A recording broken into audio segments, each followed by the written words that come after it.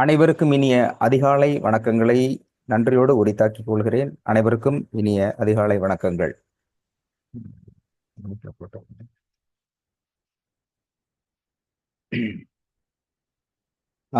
அதாவது ஒரு வாழ்க்கை ஒருவருக்கு எப்படி தொடங்க வேண்டும் அப்படிங்கும் பொழுது பல்வேறு காரணத்தை நோக்கி நம்முடைய வாழ்க்கை தொடங்கி கொண்டிருந்தாலும் கூட வெற்றி பெற முடியாததற்கு காரணம், அடிப்படை காரணம், பல காரணங்களில் மிக முக்கியமாக இருப்பது தயக்கமும் தடையும்.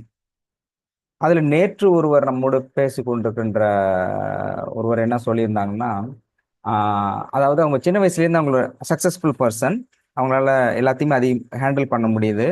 ஆனாலும் கூட அவங்க என்ன சொன்னாங்கன்னா, எனக்குள்ளேயே வந்து ஒரு ஒரு ப்ராசஸ் நான் ஸ்டார்ட் பண்ணேன்னா எனக்கு மைண்டு எனக்கே தோணுது, இது நம்மளால செய்ய முடியாதோ அப்படின்னு எனக்கே தோணுது.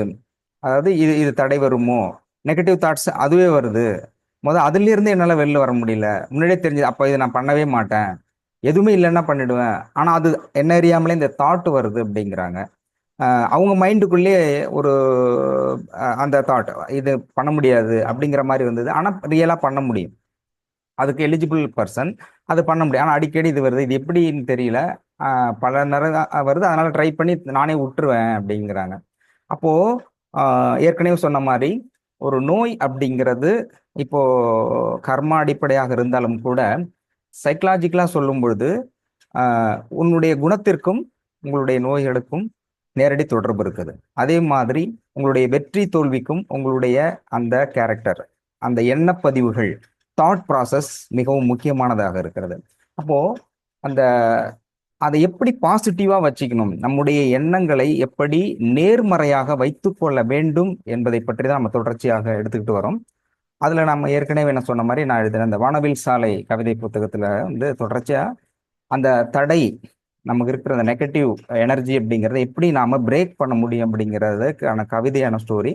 அதுல சில கருத்தியல் ரீதியான கருத்துக்களும் வச்சிருப்பேன். டைட்டில்: தடை கற்களே எடை கற்கள். தடைப்பட்ட காற்று இசை. ஒரு இசை வருகிறது என்றால் அந்த இசை மேலோட்டமாக செல்கிறது. அந்த இசையை தடுக்கின்ற பொழுதுதான் அது இசையாக மாறுகிறது. காற்று தடுக்கப்படுகின்ற பொழுதுதான் இசையாக மாறுகிறது. தடைப்பட்ட காற்று இசை, மடைப்பட்ட நீர் வளம். மாற்றங்கள் ஏற்பட்டால்தான் வாழ்க்கையில் ஏற்றங்கள் ஏற்படும். முடங்கிவிடாதே, முடங்கிவிடாதே, முடுக்கிவிடு. அடங்கிவிடாதே, அடக்கிவிடு. தடை என்பது கோழை சிக்கும் புள்ளி, வீரன் சீரும் புள்ளி.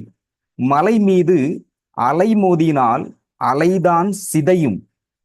மலை மீது அலை மோதினால் அலைதான் சிதையும். ஆனால் என்றேனும் ஒரு நாள் மலையும் சிதையும். இதை சொல்வதற்கு காரணம், இந்த பூமி உருவான பொழுது முற்றிலும் ஒரு பெரிய பாறையாகத்தான் உருவாகி வருகிறது. நெருப்பு பிழம்பாக வந்து முற்றிலும் பாறையாக இருக்கிறது.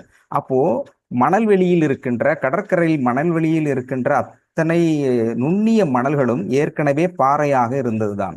அந்த அலைகள் தொடர்ச்சியாக அடிக்க அடிக்க அலையை மோதிதான் அந்த பாறைகளும் மணலாக மாறி இருக்கிறது. அதைத்தான் குறிப்பிட்டிருக்கின்றேன். மலை மீது அலை மோதினால் அலைதான் சிதையும். ஆனால் என்றேனும் ஓர் நாள் மலையும் சிதையும். இன்று கடற்கரையில் மணலாய் இருப்பது என்றோ ஒரு நாள் மலையாய் இருந்ததுதான். நினைத்ததை செய்யாதே, சிந்தித்ததை செய். புதிய சிந்தனை, புதிய செயல், புதிய வழி, புதிய விளக்கம், இப்படி எதையும் புதிய கோணத்தில் பார்க்கும் போதுதான் பூவுக்குள் வானம் விரிவதும் பூமிக்குள் பாறை எரிவதும் அறிந்திட முடியும்.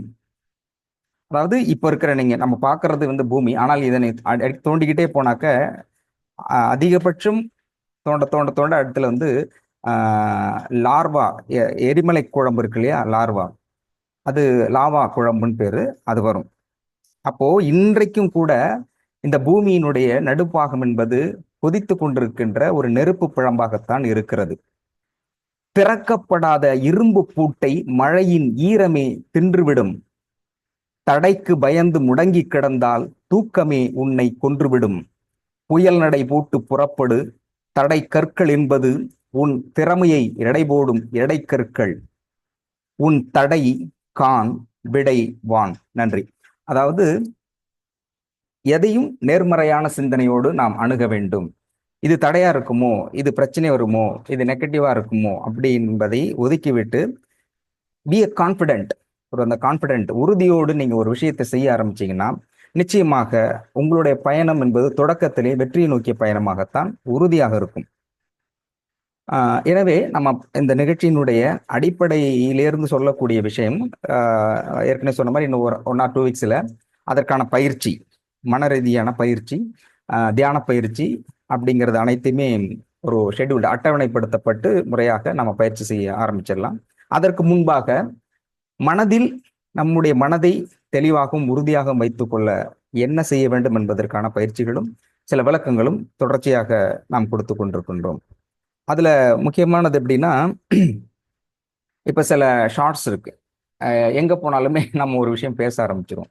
இது ரெகுலரா இருக்கும், ஒரு பேக்கடா, இப்படிதான் இங்க போனா இப்படி பேசணும், அங்க போனா இப்படி பேசணும் அப்படின்னு சொல்லிட்டு இருப்போம்.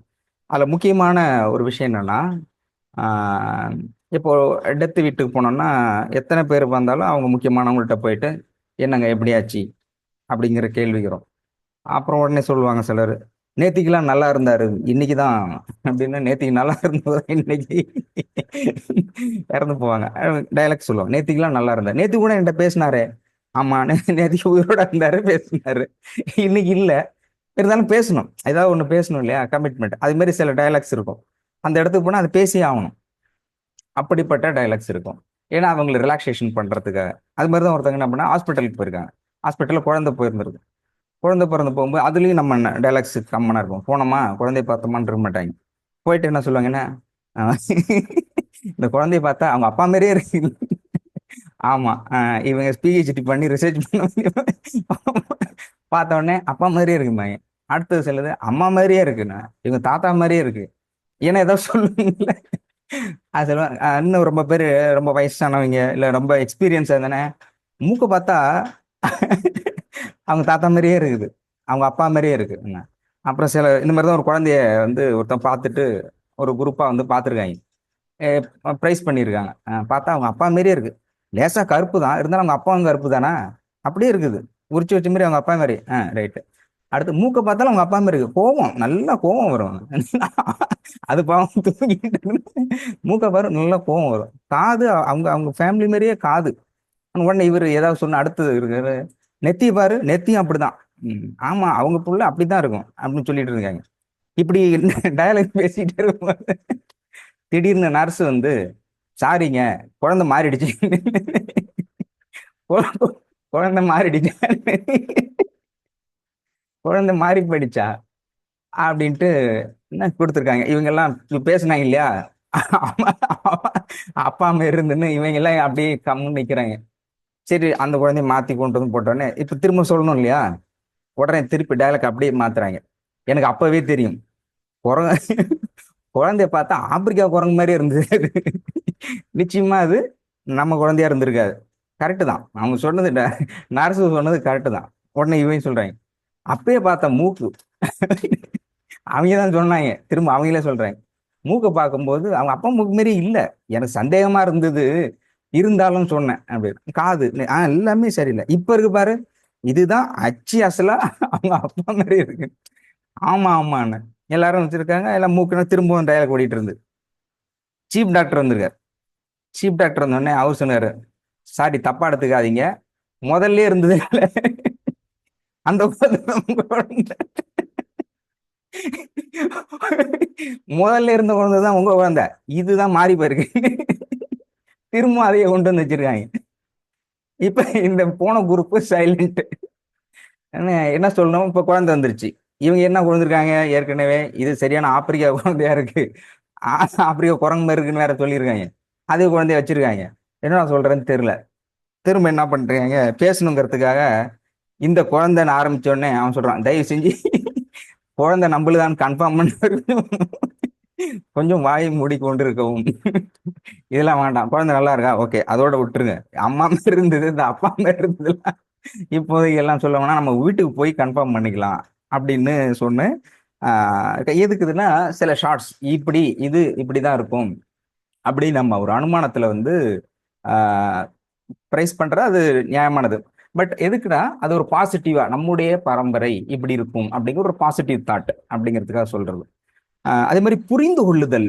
எப்போ வந்து நெகட்டிவ் தாட்ஸ் ஃபார்ம் ஆகுது, பாசிட்டிவ் நோக்கி நம்மளால போக முடியல அப்படிங்கிறதுக்கு அடிப்படை காரணம் அதாவது சரியாக புரிந்து கொள்ளாததும் தவறாக புரிந்து கொள்வதும் தான் பாசிட்டிவ் நோக்கி நம்மால் எடுத்து போக முடியாத காரணமா இருக்கு. அப்படிதான் ஒரு அம்மா என்ன பண்ணது, வயதானம்மா முதல்ல ட்ரெயின் ட்ரெயின் ஏறுறதுக்கு போயிருக்கு. ட்ரெயின் போனோடனே அனௌன்ஸ்மெண்ட் பண்ணுவாங்களே, பல்லவன் எக்ஸ்பிரஸ் வருது அனௌன்ஸ்மெண்ட், அந்த மாதிரி அனௌன்ஸ் பண்ணிருக்காங்க. For the kind attention for the parent, for the kind attention of passengers, the platform we are expecting the Pallavan Express reach to the platform number 1. 2 அப்படிம்பாங்களே, அந்த மாதிரி சொல்லும்பொழுது அது வந்திருக்கு. அது என்ன பண்ணால் பல்லவன் எக்ஸ்பிரஸ் பயணிகளின் கனிவான கவனத்திற்கு நீங்கள் எதிர்பார்த்து கொண்டிருக்கின்ற பல்லவன் எக்ஸ்பிரஸ் நடைமடை ஒன்றை நோக்கி வந்து கொண்டிருக்கிறது அப்படின்னு இந்த மாதிரி டப்புன்னு வந்து தண்டவாளத்தில் குதிச்சிருச்சு. அங்கே அவருக்குலாம் அவசர அவசரமா என்னம்மா ட்ரெயின் வரும்போது குதிச்சுட்டு ஒரு சூசைட் பண்ணிக்கிற கேஸ் பிடிச்சி தர மேலே எடுத்து விட்டுருக்காங்க.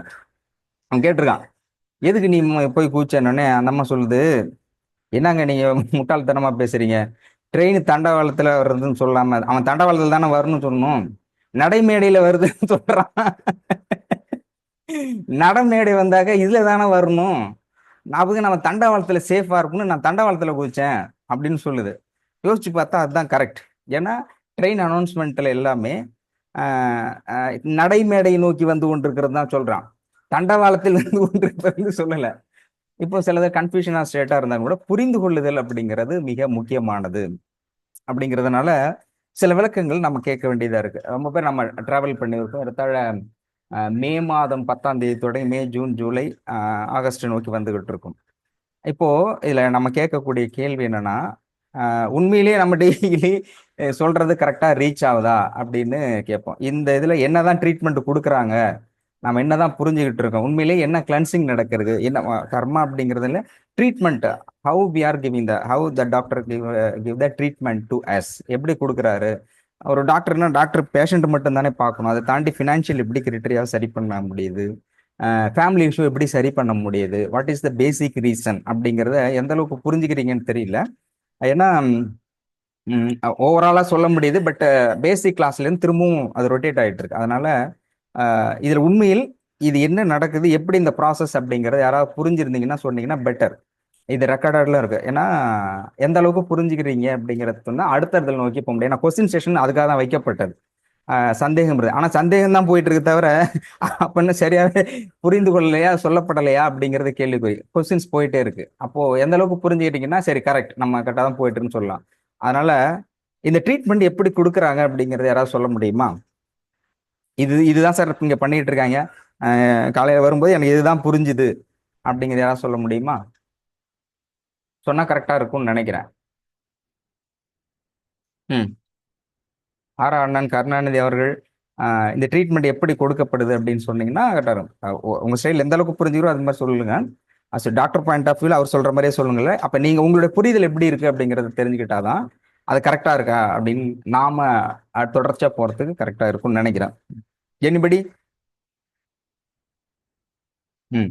ஆரா அண்ணா சொல்லுங்க.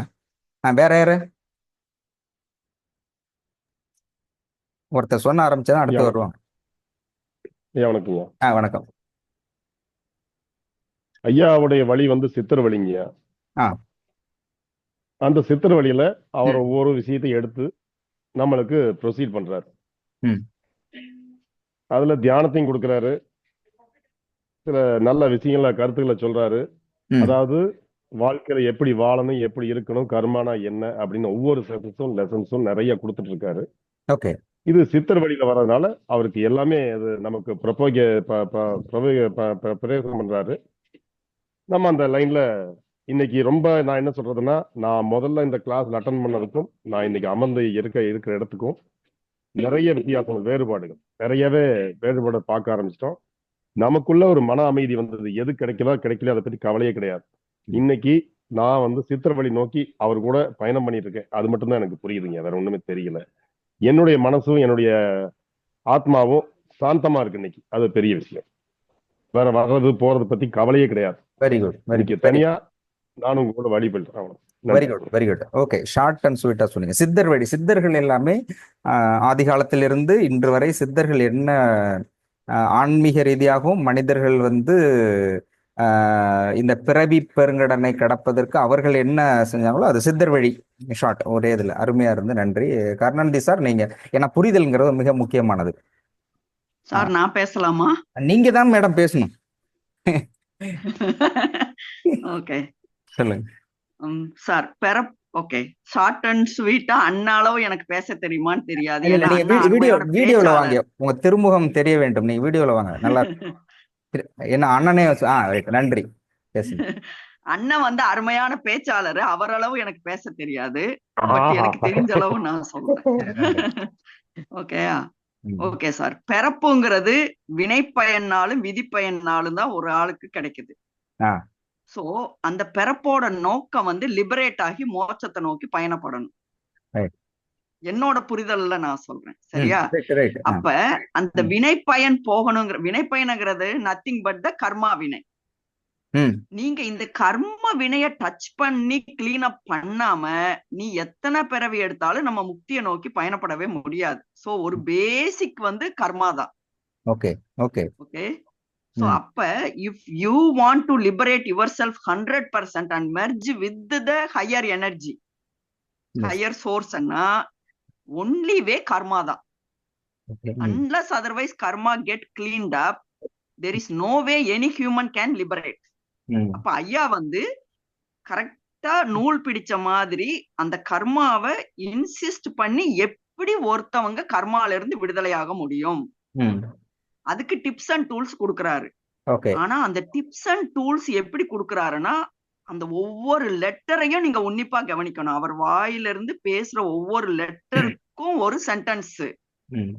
அத நீங்க எவ்வளவு உள்வாங்குறீங்களோ அந்த அளவு நீங்க இந்த பாதையில நூல் பிடிச்ச மாதிரி பயணப்பட முடியும். உங்களுக்கு லிபரேஷன் தான் முக்கியம், முக்தி தான் முக்கியம்னா ஐயாவோட ஒவ்வொரு எழுத்துக்கும் நீங்க மதிப்பு கொடுக்கணும். அத உள்வாங்கணும் ஃபர்ஸ்ட். அத உள்வாங்கி அந்த கர்மாவை நோக்கி கிளீனிங் ப்ராசஸ்ல நம்ம ஆரம்பிச்சிட்டோம்னு வைங்களேன். கர்மா கிளீனிங்கிறது நத்திங் பட் ஐயா சொன்ன மாதிரி நீங்க ஃபர்கிவ்னஸ், தேங்க்ஃபுல்னஸ், கிரேட்ஃபுல்னஸ், இது 3 கண்டினியூஸா உங்க பிரெயின்ல ஓடிக்கிட்டே இருக்கணும் தாட்ல. சோ உங்க ஒவ்வொரு மூச்சுக்குள்ளேயும் அது போயிட்டு இருக்கிறப்ப உள்ள பதிஞ்சிருக்கிற கர்மாக்கள் அவ்வளவும் எக்ஸ்பெல் ஆகி வெளியே போயிடும். So you get so purified. அந்த பியூரிஃபிகேஷன் நடந்துருச்சுன்னா யூ ஆர் அவுட் ஆஃப் கர்மா.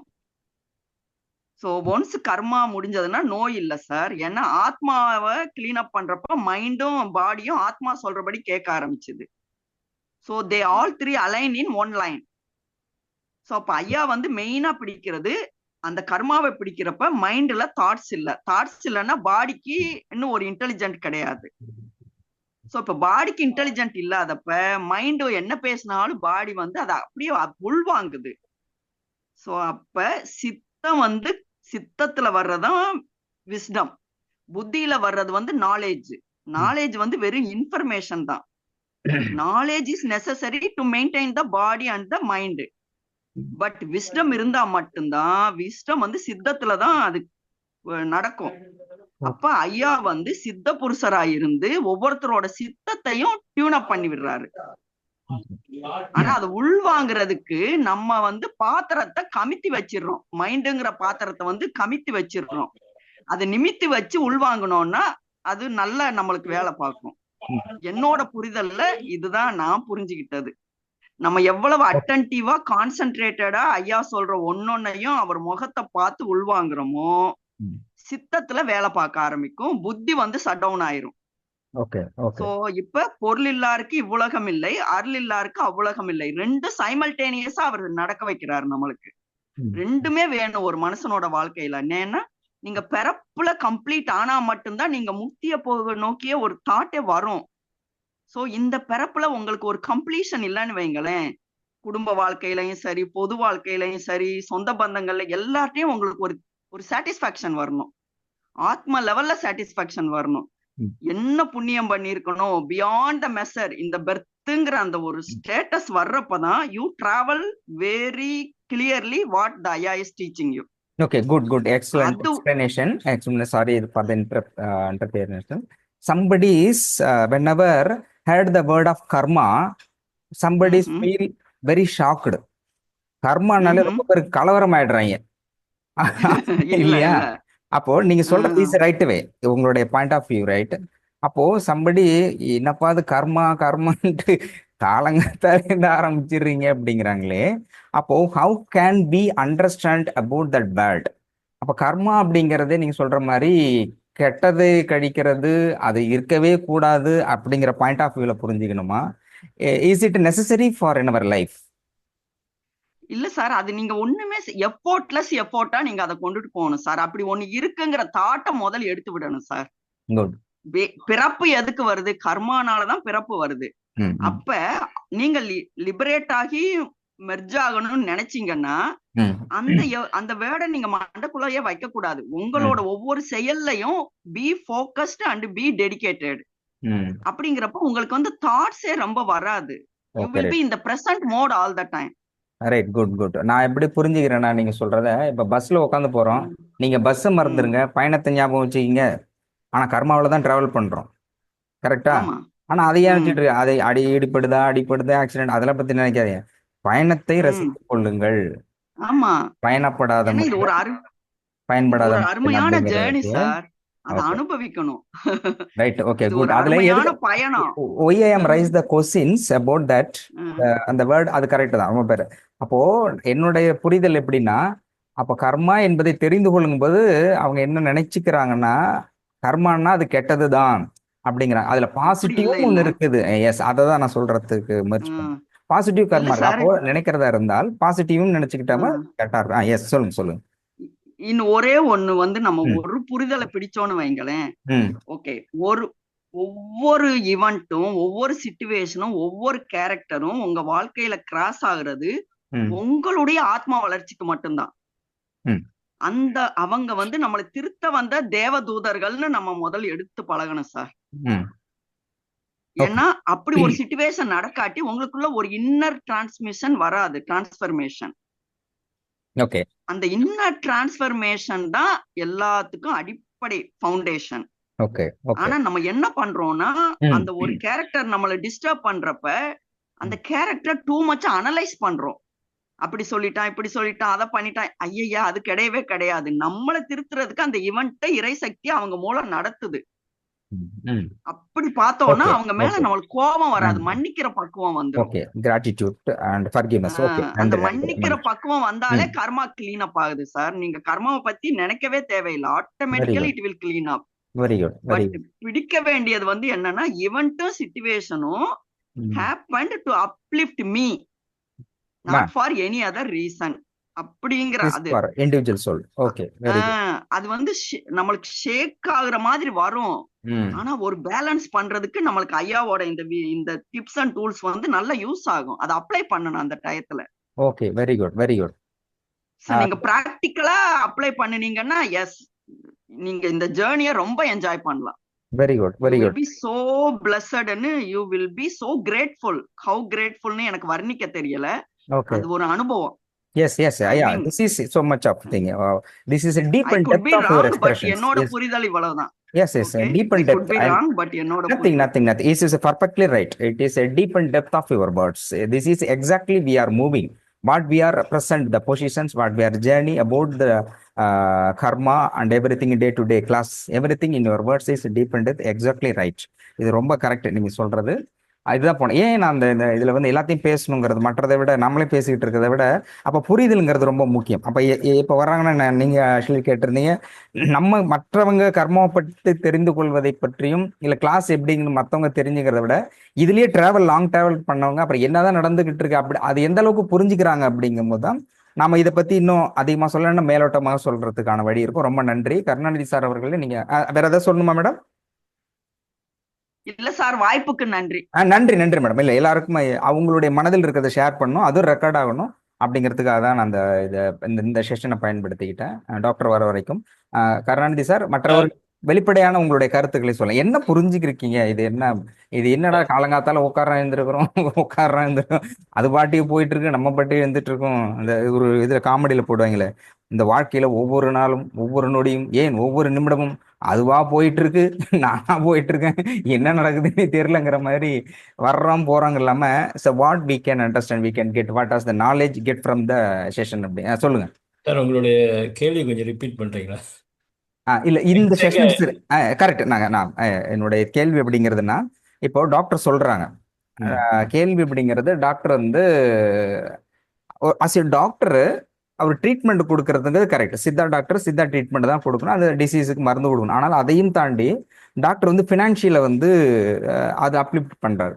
அடுத்தது வந்து ஃபேமிலி இஷ்யூஸை சரி பண்ணி உங்களுக்கு என்ன பிரச்சனை இருந்தாலும் அது சரி பண்ண முடியுமோ ஒரு கருத்தை முன் வச்சு இந்த கிளாஸ் அது எப்படிங்கிறத நோக்கி எடுத்துக்கிட்டு போறாரு. அப்ப இந்த கிளாஸ் எத்தனை நாள்ல நீங்க புரிஞ்சுக்கிட்டது என்ன அப்படிங்கிறது? ஆமா, இப்ப அன்னைக்குள்ள சார் வந்து ஒரு கேள்விக்கு பதில் சொல்லிட்டு இருந்தாரு. அப்பாயின்மெண்ட் வாங்குறதுக்கே 1 மாசம் ஆச்சு. அப்புறம் வந்த பிறகு அதுக்கு ஒரு 2 வாரம் ஆயிடுச்சு பார்க்கறதுக்கு. பிறகு சந்திச்சு மருந்து வாங்குறதுக்கு இன்னும் ஒண்ணுமே கொடுக்கல. நல்லா சொன்னாரு. 12 வருஷம் ஆச்சு. அவங்க உண்மையிலே அவங்களுடைய தவிப்பு, அவங்களுடைய ஏக்கம் எல்லாம் உண்மைதான். இப்ப வந்த பிறகு மருந்து தானே கொடுக்கணும். அதை விட்டுட்டு இன்னும் வேற கர்மா அப்படின்னு சொல்லும் போது இவங்களால அதை ஏத்துக்க முடியாத ஒரு சூழல்ல இருந்தாங்க பாருங்க. நான் கூட மனைவி கிட்ட ஷேர் பண்ணும்போது கூட இதை பத்தி பேசிட்டு இருந்தோம். அப்ப அவங்களுடைய அறிவுக்கு அவங்க என்கிட்ட ஒரு ஷேர் பண்ணாங்க. அதாவது ஒரு 12 வருஷமா ஒரு இடத்துல வைத்தியம் பண்ணிட்டு ஒண்ணுமே நடக்காம கடைசி நேரத்துல இங்க வந்தோடனே உடனடியா ஏதாவது வைத்தியம் கிடைக்கணும்னு தானே எதிர்பார்ப்பாங்க. அப்ப அங்க வந்தும் இன்னுமே நடக்கலையே அப்படின்னு பார்த்துருக்கும் போது அங்க ஒரு தவிப்பு, அவங்களுக்கு ஏமாற்றம் அப்படி ஏற்பட மாதிரி இருக்கிறது. Very good. அப்ப உண்மையிலே சற்று முன்னர் 2 பேரும் பேசுனது வச்சு பார்க்கும்போது உண்மையிலேயே வந்து அது அது வேற லெவலு. கண்டிப்பா இங்க வந்து இது செய்ய முடியாது. எப்படி இவ்வளவு நாள் செஞ்சும் ஒண்ணுமே நடக்கலையோ, இங்க வந்தோடனே அவங்க மருந்து வாங்கி அதை குணப்படுத்தணும்னு நினைக்கிறாங்க. அது அந்த ஒரு ட்ரீட்மெண்ட் இங்க இல்லை அப்படின்றதுதான் தெரியுது. உண்மையிலே வந்து ஆத்மாவில் கலந்துருக்கிறது அந்த அந்த நோயாகப்பட்டது. அதான் கர்மா என்ற அடிப்படையில் நம்ம பேசிக்கிட்டு இருக்கோம். Very good, very good. நீங்க சொல்லியிருக்கீங்க. Correct, correct, exactly right. இதை வந்து ஷார்ப்பா இன்னும் தெளிவா சொல்லணும்னு நினைச்சாக்க நீங்க சொல்ல வர்றது எனக்கு புரியுது. அதாவது 12 வருஷமா ஒரு நோய் தீர்க்கப்படல. ஆமா இல்லையா? அப்போ அந்த இடத்துக்கு அவங்களுக்கு கேள்வி வரணும், ஏன் 12 வருஷம்? அங்கதான் ஃபர்ஸ்ட் கொஸ்டினே போகும். 12 வருஷம் ஒரு ட்ரீட்மெண்ட் கொடுத்துட்டு இருக்கீங்க, ஏன் 12 வருஷமா நான் ட்ரீட்மெண்ட் எடுத்து எனக்கு சரியாகலன்னு அங்கதான் கொஸ்டினே போகணும். Unfortunately, they never raise the questions against of them, whatever it may be. Sorry, any doctors, any medical method. எந்த மெடிக்கல் மெத்தடையும் அலோபதினா அங்க யாரும் கேட்கறதே இல்லை. கொடுத்ததுக்கு அப்புறம் இங்க அது கேள்விங்கிறது நியாயமானது. புரிதலுக்கு கேள்வி அடிப்படை ஆதாரம். கேள்விங்கிறது கரெக்ட். அப்போ இங்க வந்த உடனே அவர் என்ன கேட்கிறாரு, சரியாவதா இல்லையாங்கிறது ரெண்டாவது. நீங்க மருந்து ஏன் உடனே கொடுக்கல? இது உங்களை அப்பாயின்மெண்ட் வாங்குறதுக்கே 1 வாரம் ஆகுது, அதுக்கப்புறம் போன்ல பேசுறதுக்கு 1 வாரம் ஆகுது, மருந்து வாங்க போறோமா இல்லைங்கிறதே தெரியல. இது எப்படி சரி? அவர் சொன்னது நான் சீரியஸ் கண்டிஷன்ல இருக்கிறேன், இந்த சூழ்நிலையும் கூட நான் எப்படி வெயிட் பண்றது அப்படிங்கிறதுக்கானது. இதை விளக்குவதற்காக தான் அந்த கேள்வியை வச்சேன். கரெக்ட், நான் கரெக்டா அந்த இடத்துல அதுக்கு ரொம்ப நன்றி. அப்ப என்ன நடக்குது? What will be happen? Doctor கூட இன்னொன்னு சொன்னாரு. அங்க இதை ஸ்டார்ட் பண்றதுக்கு எனக்கு ஒரு இது வரணும்ன்ற வார்த்தை வந்து வச்சாரு அங்க. அதாவது இது கொடுக்கலாம், கொடுத்தாதான் நல்லா போவோம் அப்படின்ற சூழல் வந்தாதான் ஸ்டார்ட் பண்ணுவோன்னு சொன்னாரு. அப்ப அதுவும் இன்னும் வரலன்றது அவருடைய புரிதல். Very good, very good, very good, very good. அது நீங்க வெரி குட், சூப்பர். இது வந்து டாக்டர் சொன்னதை எக்ஸாக்ட்லி நீங்க உள் வாங்கியிருக்கீங்க. ஆனால் அதையும் மீறி மெடிக்கலா சில விஷயங்கள் சொன்னார். நான் அதை தான் ஆக்சுவலி இன்னைக்கு ஃபர்ஸ்ட்ல எடுத்துட்டு வீடியோ போட்டு நான் பேசணும்னு நினைச்சேன். பட் நானே ஒரு புரிதலோட பேசினா அது கரெக்டா இருக்காது அப்படிங்கிறதுனால, ஸோ இதை நீங்க உள்வாங்கி இருக்கக்கூடிய நீங்க எந்த அளவுக்கு புரிஞ்சுக்கிறீங்க அப்படிங்கிறதுக்காக தான் கேள்வியாவே இதை வச்சேன். கரெக்டா இதுக்காக தான் நான் அந்த கேள்வியை எடுத்தேன்.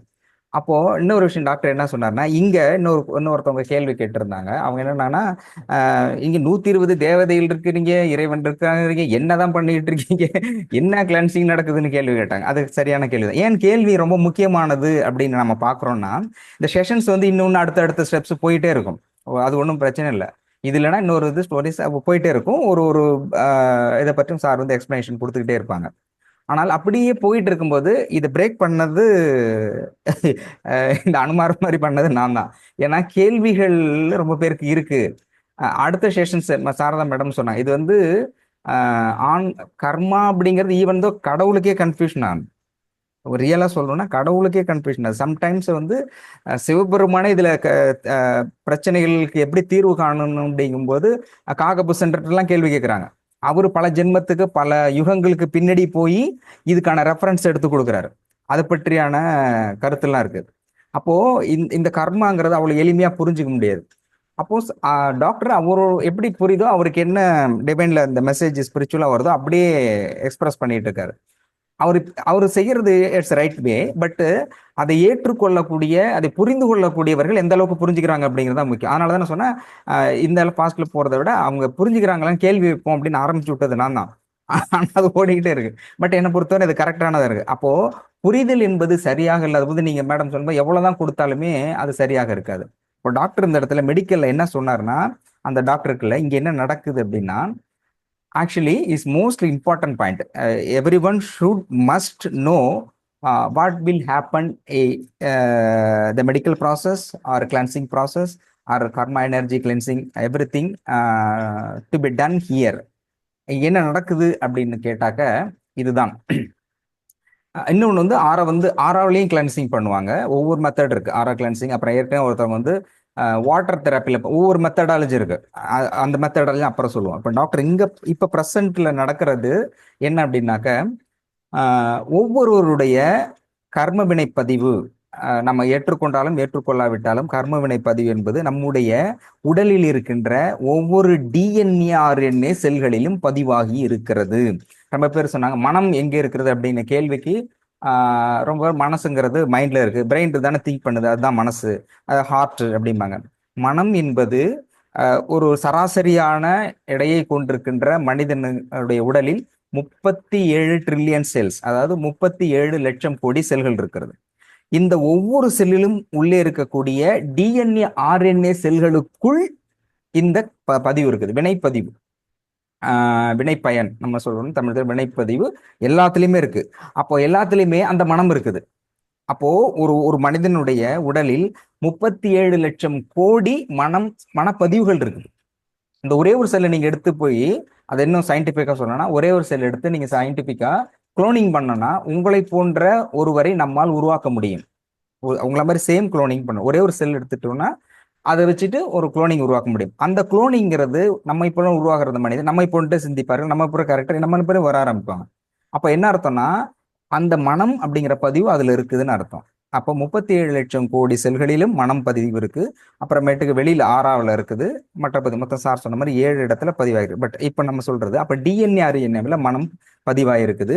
நாம் செய்த பூர்வ ஜென்மத்தில் செய்த நல்லது கெட்டது பாவ புண்ணியம் அனைத்தும் அதில் பதிக்கப்பட்டிருக்கிறது, ஒவ்வொரு டிஎன்ஏ ஆர்என்ஏ செல்களிலும். இன்னும் வெளியா மெடிக்கலா சொல்லணும் அப்படின்னு சொன்னா, ஆக்சுவலி அந்த அந்த அந்த வீடியோ தான் நான் எடுத்திருந்தேன். பட் அந்த வீடியோவை புரிதல் இல்லாமல் போட்டால் அதுவும் ஒரு படம் மாதிரி கிராஸ் பண்ணி தான் போகும். பட் அதில் என்னென்ன மெடிக்கலாக என்னென்ன ட்ரை டு அண்டர்ஸ்டாண்ட். இப்போ டிஎன்ஏ ஆர்என்ஏ செல் இருக்குது. அந்த செல்லில் வந்து இன்னும் சொல்லணும்னா, ஒருத்தர் உடம்பு சரியில்லை, சம்திங் வச்சுக்கோமே, டயபெட்டிக் இருக்குது, கேன்சர், சம்திங், கோல்டு, ஃபீவர், ஏகப்பட்ட டிசீஸ் இருக்குது. நல்லா கவனிச்சோம்னா எல்லா டிசீஸும் ஒரு மனிதனுக்கு இப்போது இருக்கக்கூடிய அனைத்து நோய்களுக்கும், ஒரு சில எக்ஸெப்ஷன் நோய்களுக்கு தவிர அனைத்து நோய்களுக்கும் மருந்து கட்டாயம் கண்டுபிடிக்கப்பட்டு இருக்கிறது. Presence they are giving to the have be giving to all by the doctors to the patients. அவங்க வந்து கொடுத்து கொண்டிருக்கிறார்கள் எல்லா மருந்தும், எல்லா நோய்களுக்குமான மருந்து இருக்குது. அதுல சூப்பர் பவர் வரலையும் இருக்கு. அதுல ஸ்பெஷலைஸ்டு டாக்டர்னு இருக்கிறாங்க. சப்போஸ் டயபெட்டிக் எடுத்தாலும் அதுல பவர். இப்போ கோல்டுன்னு எடுத்தாக்கா சளி பிடிக்கிறதுலையும் ஸ்பெஷலைஸ்ட் இருக்காங்க. தலைவலின்னா தலைவலிக்கு ஒருத்தர்லையும் ஸ்பெஷலைஸ்ட் இருக்காங்க, மெடிசன் இருக்கு. அப்போ ஒரு டிசீஸ் இருக்கு, அந்த டிசீஸுக்கான மருந்து இருக்குது, அந்த டிசீஸை கியூர் பண்ணக்கூடிய ஸ்பெஷலைஸ்டு டாக்டரும் இருக்கிறாங்க. கரெக்டா நான் சொல்றது புரியுதா? ஒரு டிசீஸ் இருக்கு, அந்த டிசீஸுக்கான மருந்தும் இருக்குது, அதுக்கான ஸ்பெஷலைஸ்டு டாக்டரும் இருக்கிறாங்க. அப்படி இருக்கும்பொழுதும் கூட அந்த டிசீஸை 100% ஏன் சரி பண்ண முடியல? ஏன்னா டாக்டரும் இருக்கிறாங்க, அதுக்கான மெடிசனுக்கு இருக்கு, ஆல்ரெடி கியூரும் ஆயிருக்கு. பட் கியூர் ஏன் சில டயத்துல அது கியூர் ஆகல? அப்போ இப்போது நடக்கின்ற பெரும்பாலான மரணங்கள் எப்படி நடக்குதுன்னா, அவங்க சொல்லுவாங்க, நாங்க எவ்வளவு ட்ரை பண்ணி பார்த்தோம், எல்லா மெடிசனும் கொடுத்தோம், வாட் டு டூ, எங்களை கடவுள் தான் காப்பாற்றணும்ட்டு முடிச்சிடுறாங்க. ஏன் நீங்க தானே ட்ரீட்மெண்ட் தானே கொடுக்குறீங்க, மெடிசன் தானே இருக்கு, டாக்டர் தானே இருக்கீங்க, டாக்டர் தான் ட்ரீட்மெண்ட் கொடுத்துக்கிட்டு இருந்தீங்க, இப்போ கடைசி நேரத்துல ஏன் கொடுக்கல, ஏன் சரியா எடுத்துக்கல, ட்ரீட்மெண்ட் வந்து சிகிச்சை பலனளிக்கவில்லை அப்படிங்கிற இடத்துக்கு ஏன் வருகிறீர்கள் அப்படின்னு கேட்டால், இந்த இடம் ரொம்ப ரொம்ப முக்கியம், இதுதான் இங்கே நடக்கிற விஷயம், இதுதான் ரொம்ப முக்கியம். It is so much very very important. இந்த பாயிண்ட் தான் ரொம்ப புரிந்து கொள்ள வேண்டிய பாயிண்ட், இஸ் பின் பாயிண்ட் இதுதான். அப்போ ஒரு டிசீஸ் இருக்கு, கியூர் பண்றதுக்கு மருந்து இருக்கு, கியூர் பண்றது டாக்டர் இருக்காங்க, ஆனாலும் கியூர் ஆகல அப்படின்னா, ஒரு செல் இருக்கு இல்லையா, நம்ம சொல்ல டிஎன்ஏ ஆர்என்ஏ செல், அந்த டிஎன்ஏ ஆர்என்ஏ செல் உடம்பு ஃபுல்லா ஒரு எனர்ஜி இருக்குது.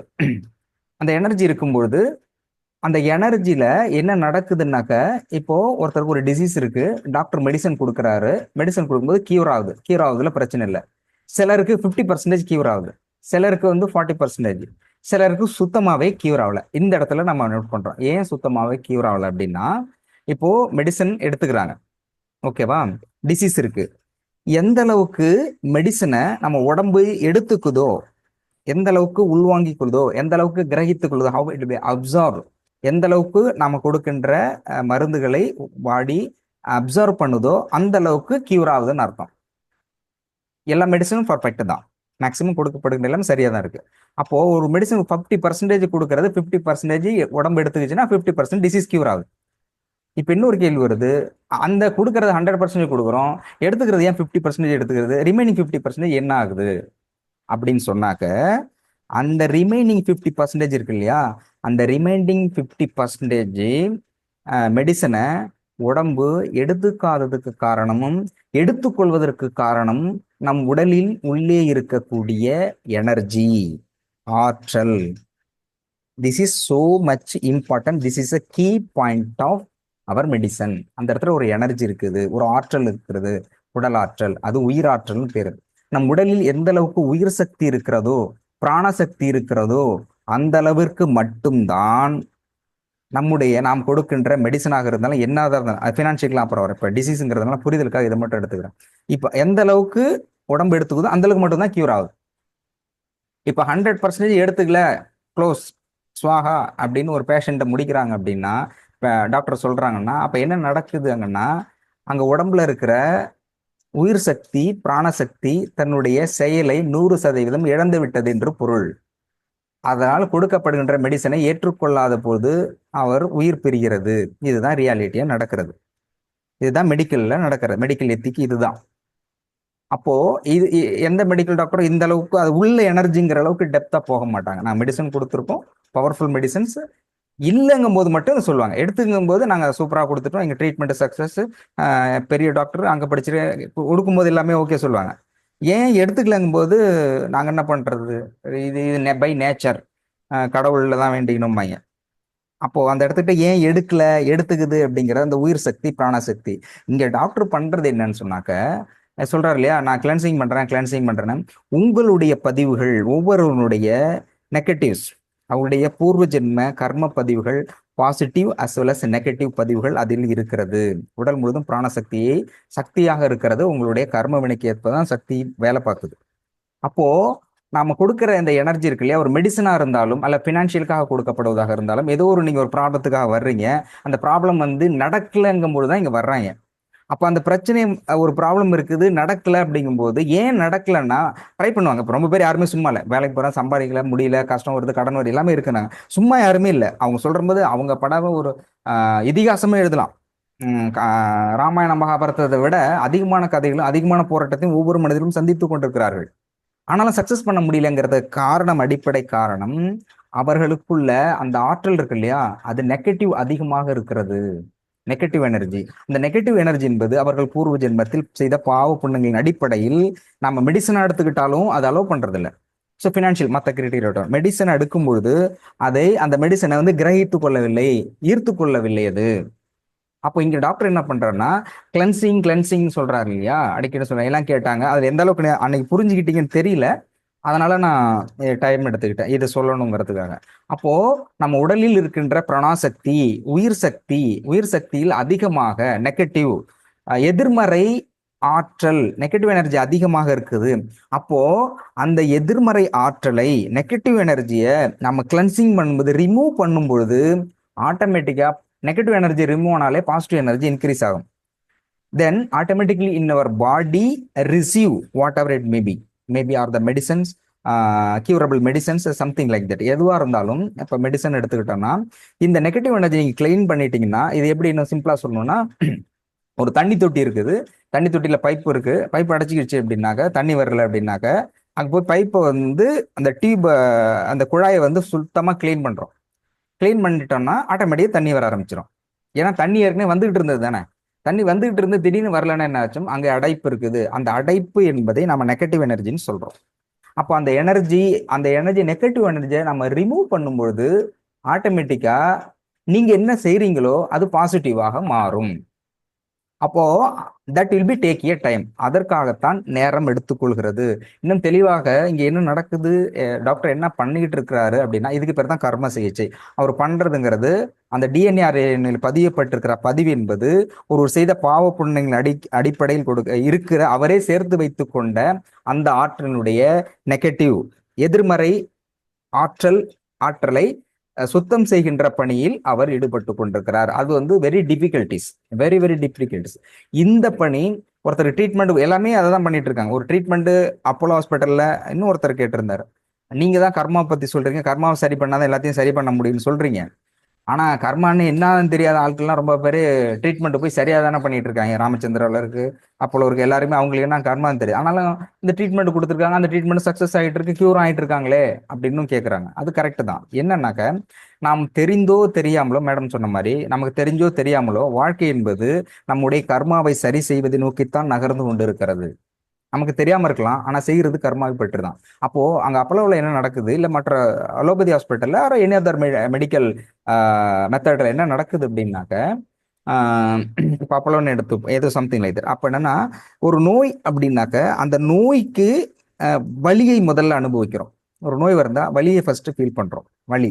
வலிக்கு பிறகு மற்ற வேலைகளை எல்லாம் தள்ளிட்டு அந்த நோயிலிருந்து நாம் வெளியே வருவதற்கு டேக் டைம். வேலைக்கு லீவ் போடுறோம், மற்றவங்களை நம்ம டேக் கேர் பண்றாங்க, ஃபேமிலியோ ரிலேட்டிவ்ஸோ ஹஸ்பண்டோ ஒய்ஃபோ நம்ம டேக் கேர் பண்றாங்க. இப்போ அவங்களுடைய வேலைகள்லாம் இருக்குது. முதல்ல வலியை அனுபவிக்கின்றோம், வேதனை அனுபவிக்கிறோம், மற்றவர்களுடைய பிரச்சனைகள் மற்றதெல்லாம் விட்டுட்டு இங்கே வராங்க, நேரம் செலவழிக்கப்படுகிறது. அடுத்த கட்டத்துக்கு வர்றோம், அதற்காக நாம் பணத்தை செலவழிக்கின்றோம். அப்போ இந்த இடத்துல சேரிட்டின்னு சொல்றது என்னன்னு கேட்டாக்க, நாம் பணம் கொடுக்குறோம் இல்லையா, இந்த பணம் என்பது இதுதான் நம்ம சேரிட்டியா சொல்றோம். 10ல் 1.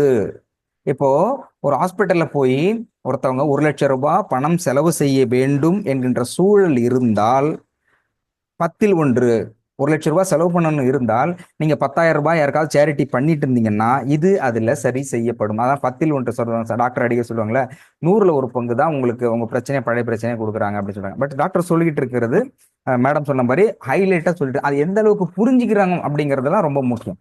நான் தொடர்ச்சியா சாரை சொல்லிக்கிட்டே போயிட்டு இருக்காரு, ஃபாஸ்டா போயிட்டு இருக்காரு. இப்ப கொஸ்டின் செஷன்ங்கிறதுனால நம்ம அதை டிஸ்கஸ் பண்றோம். இப்ப கொஸ்டின் செஷன் இல்லாம டைரக்டா போனா அடுத்த பாயிண்ட் ஆஃப் வியூல சார் போயிட்டே தான் இருப்பாங்க. பட் நம்ம கேட்டுட்டே இருப்போம். அப்ப என்னதான் இவர் 10ல் 1 ஏன் கொடுக்கணும் அப்படின்னாக்க, 1 லட்சம் ரூபாய்க்கு நமக்கு செலவுகள் இருக்குது அப்படின்னா வரப்போகுதுன்னா 10,000 ரூபாய் நீங்க சேரிட்டி பண்ணீங்கன்னா அந்த இது வராது, அந்த நோய் அதனால் பாதிக்கப்படுகின்ற சூழல் உங்களுக்கு வராது, அந்த வலி வராது, அந்த வேதனை வராது. அதுக்காக நீங்க ஸ்பெண்ட் பண்ற டைம் வந்து தவிர்க்கப்படும், உங்களுடைய ஃபேமிலிங்கிறது அதுக்காக எல்லாத்துக்கும் அவ்வளோ பெரிய நன்மைகள் கிடைக்குது.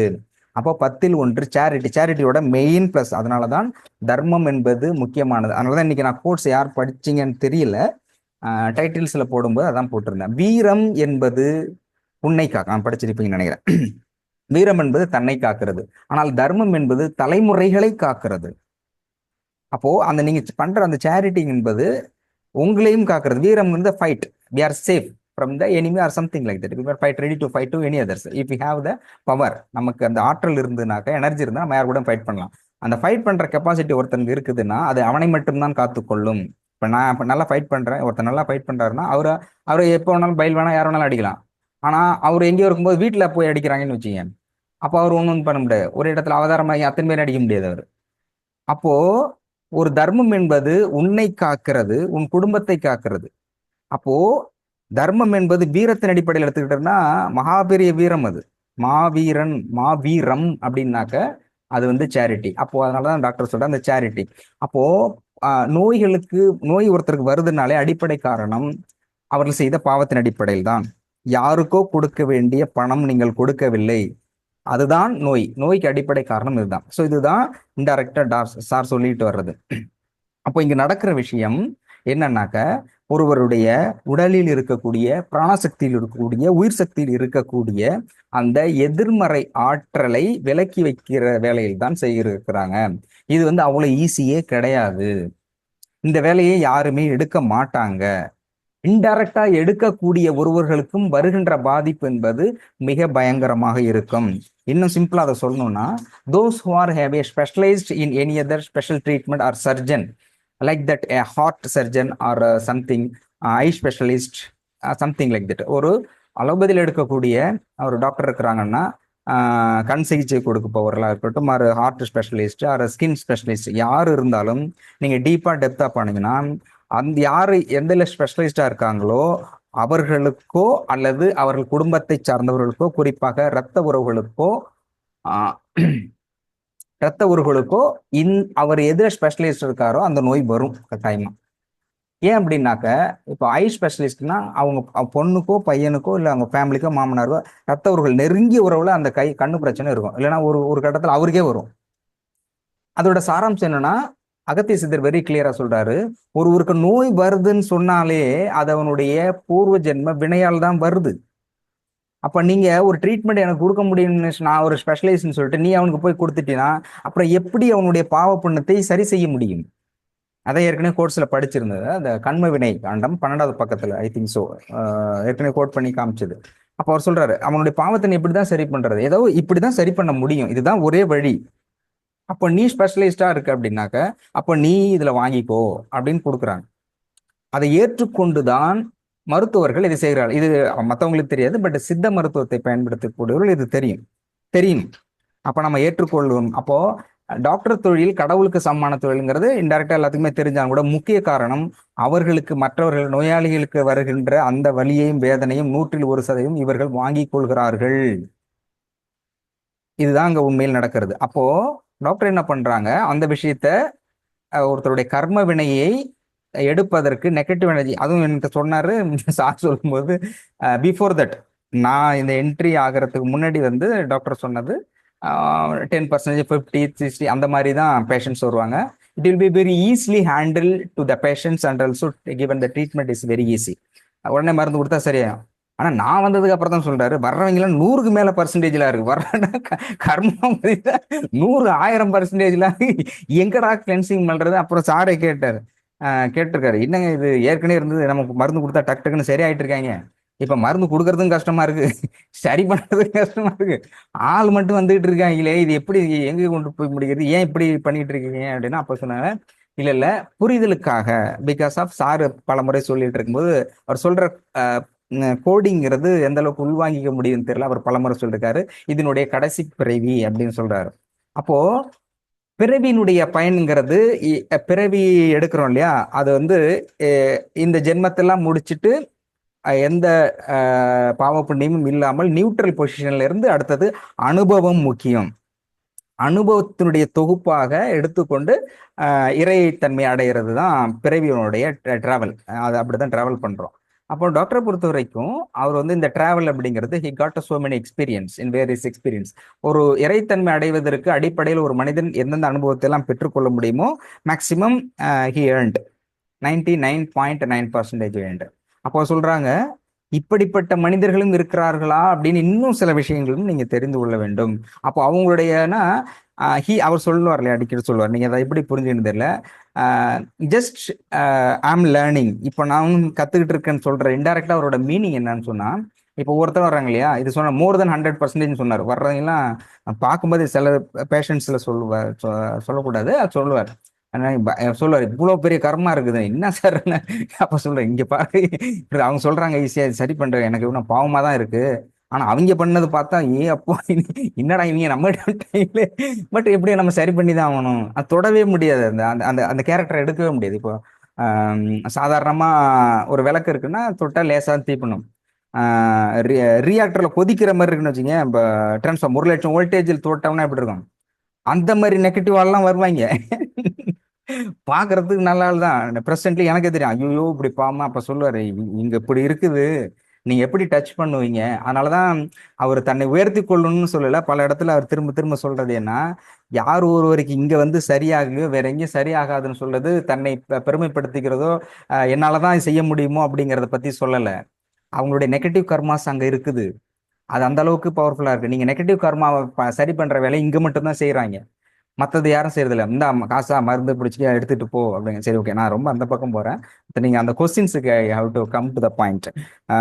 அந்த டாக்டர் சொன்னாங்க இல்லையா, கேன்சர் இது சரியாகல அப்படிங்கும்போது, அப்போ ஏன் ட்ரீட்மெண்ட் உடனே கொடுக்கல, ஏன் மெடிசன் கொடுக்கல அப்படிங்கும்போது, அப்போ என்ன சொன்னாருன்னா, பட் நான் தான் அதையும் கேட்டேன். ஆக்சுவலி இன்னும் வெளிப்படையா சொல்லணும்னா, ஜூன் 2ஆம் தேதி கொடுத்த ஒருவருக்கு கூட இன்னக்கும் அப்பாயின்மெண்ட்ஸ் கொடுக்க முடியல. 2 டைம்ஸ் பேசிருக்கோம், 3ஆவது தடவை சார் வெயிட் பண்ணு சொல்லிருக்காரு. பட் அவர் ரொம்ப வருத்தப்பட்டாரு என்கிட்ட. ஏன்னா இந்த பொசிஷன் இருக்கு இல்லையா, அது ரொம்ப கஷ்டமான position. Doctor is very clear. அவர் வந்து 100% கிளியரா இருக்காரு. ஏன்னா இவருக்கு ட்ரீட்மெண்ட் கொடுக்கலாமா வேண்டாமாங்கிறது அவருக்கு தெரியும்.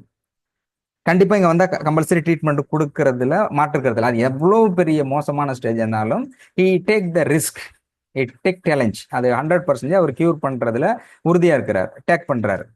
அப்போ அவர் வந்து, ஆனா லேட் ஆகுதுக்கா காரணம் அவருக்கு தெரியும்.